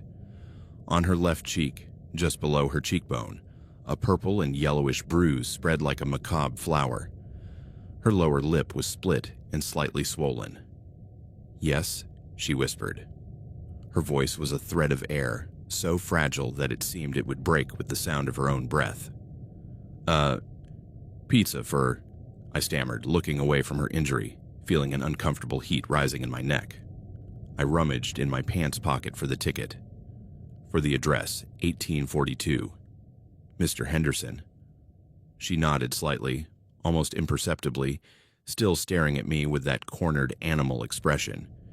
She reached out a trembling hand to take the box. That's when I saw it. As she extended her arm, the sleeve of her loose-fitting t-shirt retracted, and I could clearly see a series of finger-shaped bruises around her wrist. Marks from a hand that had gripped her tightly. Something stirred in my stomach. My mind, numb from routine, suddenly went on high alert. I couldn't just give her the pizza, take her money, and leave, not after seeing that. "Ma'am, are you okay?" I managed to articulate, in a tone so low that I could barely hear myself. It was a stupid question, I knew it right away. It was obvious she wasn't. Her eyes widened even more. If that was possible, panic took hold of them. She shook her head sharply, a quick, jerky movement. "Here," she said, hurrying to close the door. "Leave it there." But I didn't move. A part of me, the part that thought it was immune, had already been left behind. Now I was just a scared kid standing in front of a door that was closing on a terrifying secret. "Hey, if you need help," I insisted, putting a hand on the door to prevent it from closing completely. It was an instinctive act, a flash of that foolish courage that those who have never faced real danger have. It was the mistake that changed everything. "What the hell is going on here?" The voice came from deep within the house. It was deep, hoarse, laden with an anger that seemed tangible. The footsteps that approached were not hurried. They were heavy, deliberate, like those of a predator who knows his territory has been violated. The woman jumped back, as if she had been burned, her face contorted into a grimace of pure terror. The door swung open, and he appeared.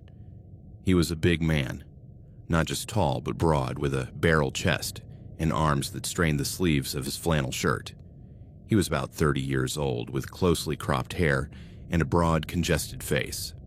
His eyes, small and close together, scrutinized me with an intensity that took my breath away. He smelled of beer and sweat. "What do you want, kid?" he spat, looking me up and down with contempt. Just the pizza, sir," I managed to say, feeling my voice break. I handed him the box, wishing with all my might that I was 1,000 miles away. He took it without taking his eyes off me. His hand was huge, with bare, scarred knuckles. "How much is it?" $22.50. He reached into his jeans pocket, pulled out a crumpled bill, and handed it to me. "Keep the change," he said. It wasn't an act of generosity. It was a dismissal. A "get out of here, you're not even worth the tip." I should have left. I had done my job. I had been paid. But my feet seemed glued to the porch. My eyes drifted for a split second to the woman, who had curled up against the wall of the entryway, hugging herself, staring at the floor. The man followed my gaze. His expression darkened even further. "Anything else, kid?" he asked, his tone now dangerously calm. "No. Nothing. Good night," I stammered, and finally, my legs responded.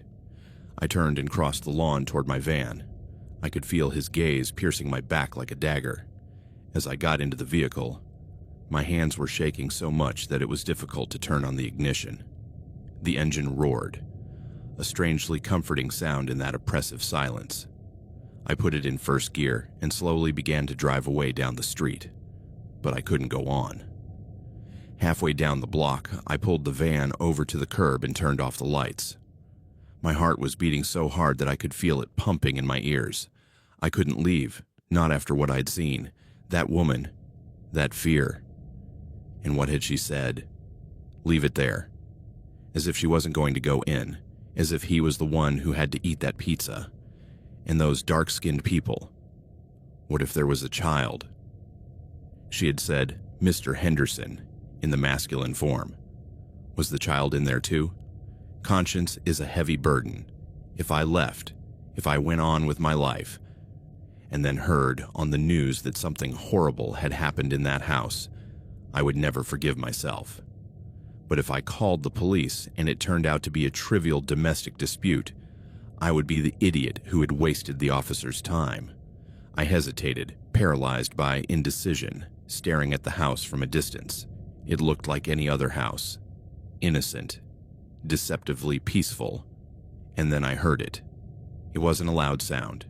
From where I was standing, with the windows rolled up, it was barely a muffled noise. But I recognized it instantly.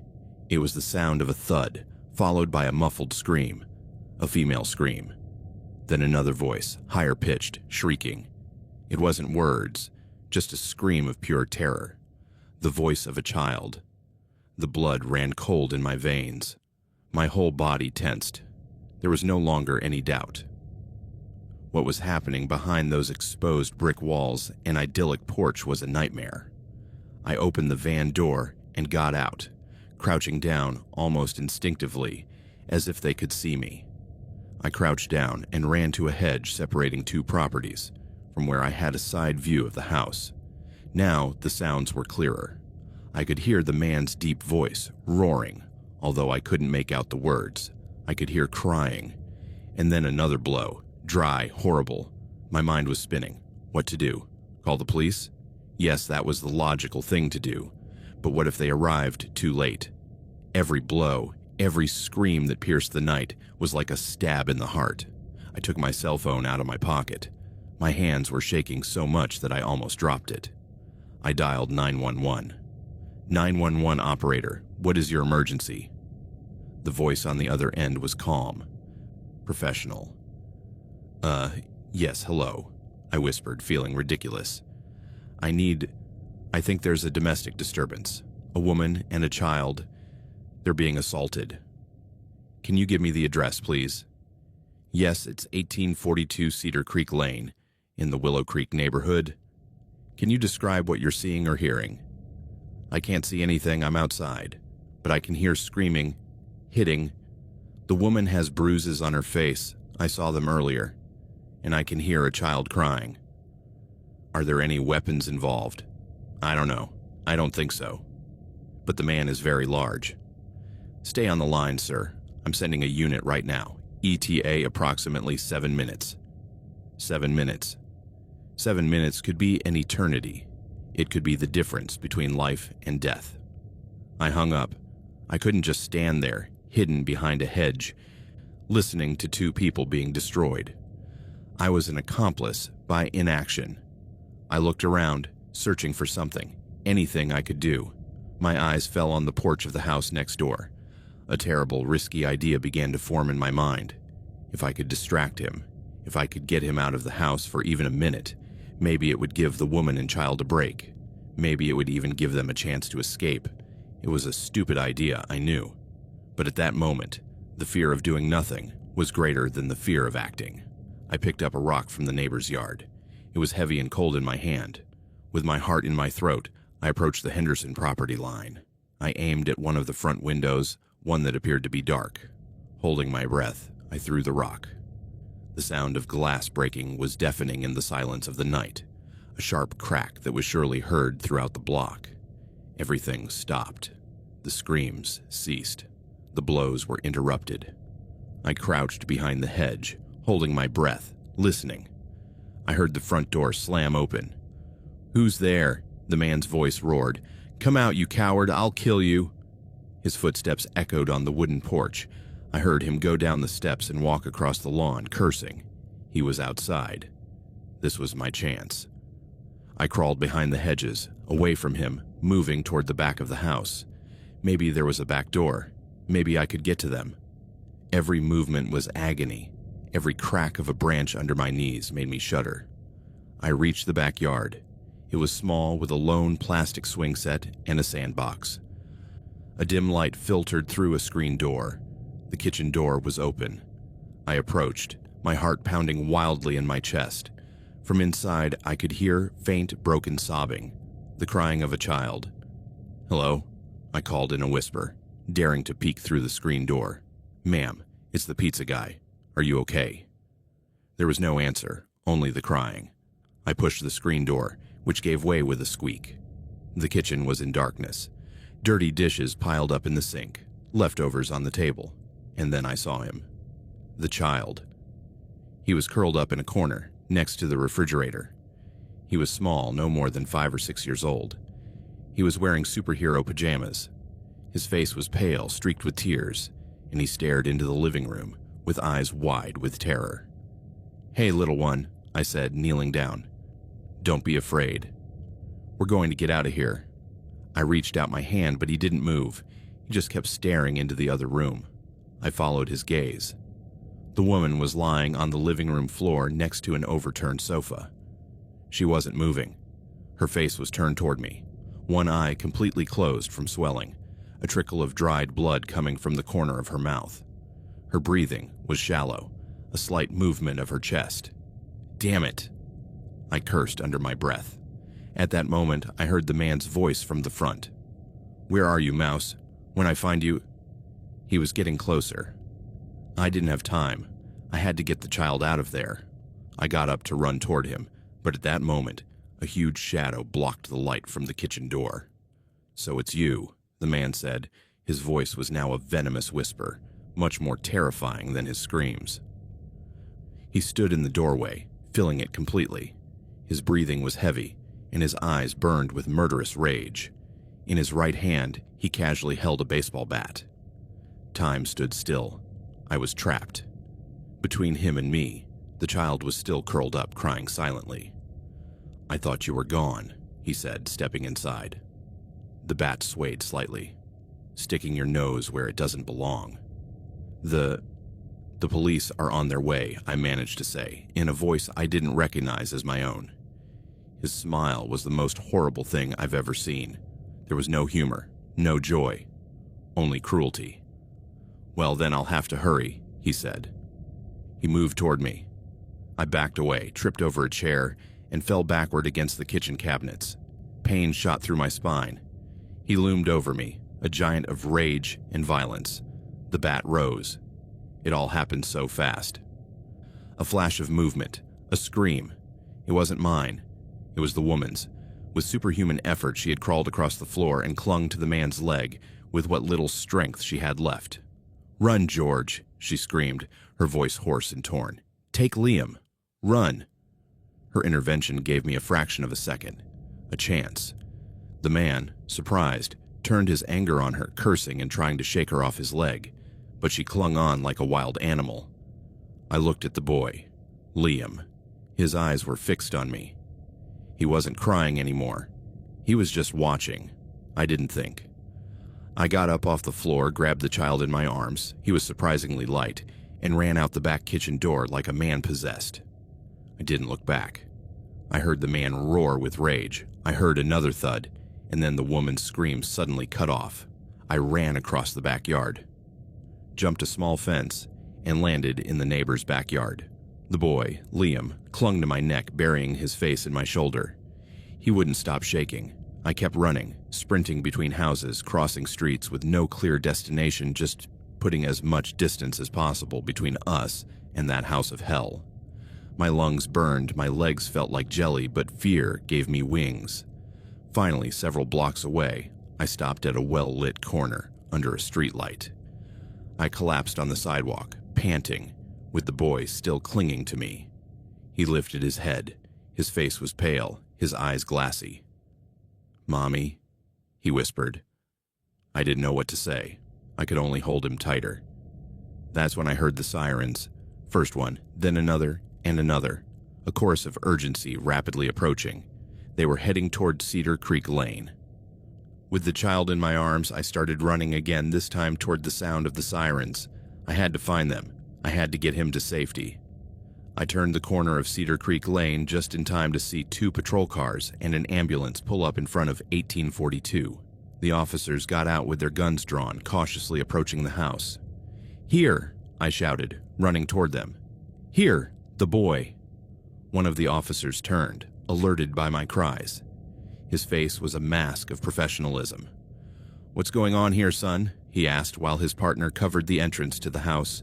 The man, inside. The woman. I gasped, unable to form a coherent sentence. I set Liam down on the ground. The officer knelt in front of him. "Are you okay, little one?" Liam didn't answer. He just stood there, still, trembling. At that moment, the other officers burst into the house. We heard shouts of "police," and then silence. An eternal silence. A few minutes later, one of them came out. His face was pale. He spoke to the officer who was with us. "Call the crime scene unit," he said, his voice flat, devoid of emotion, "and social services for the child." Then his gaze fell on me. "You must be the one who called. Can you tell us what happened?" I tried to explain. The words came out rushed, broken. The pizza, the beaten woman, the man, the screams, the escape. When I mentioned that I had taken the child out the back door, the officer nodded slowly. "You did the right thing, kid," he said, but there was no comfort in his voice. And the lady?" I asked, almost not wanting to hear the answer. The officer looked toward the house, then at the boy, who was now being treated by a paramedic. "Mrs. Henderson is unconscious, serious but stable. They're taking her to the hospital now." He paused, and his gaze grew even darker. "But when we searched the house, we found the little boy, in the bathtub upstairs." A ball of ice formed in my stomach. "Another child." "Yes, Liam's little brother, Timmy. He was 4 years old." He said nothing more. He didn't need to. The look on his face said it all. Little Timmy hadn't survived. And when, weeks later, during the trial, the forensic details were revealed, the world learned the full truth. The child showed signs of repeated rape. The evil that dwelled in that house was of a depth that even my most vivid nightmare could not have imagined. The man, Brett Henderson, was sentenced to life in prison without parole for the murder of his son Timmy and the brutal assault on his wife. The coroner's reports painted a blood-curdling picture of torture, rape, and prolonged abuse. I never delivered pizzas again. I dropped out of college and moved to another state. But some nights, when the silence is too absolute, I still hear the screams. I see the woman's eyes filled with indescribable fear, and I feel the light weight of Liam in my arms. I saved myself, and I saved one. But I couldn't save them all, and that's a burden I'll carry with me forever. The burden of knowing firsthand that human evil has no limits, and that sometimes it hides behind the most normal door.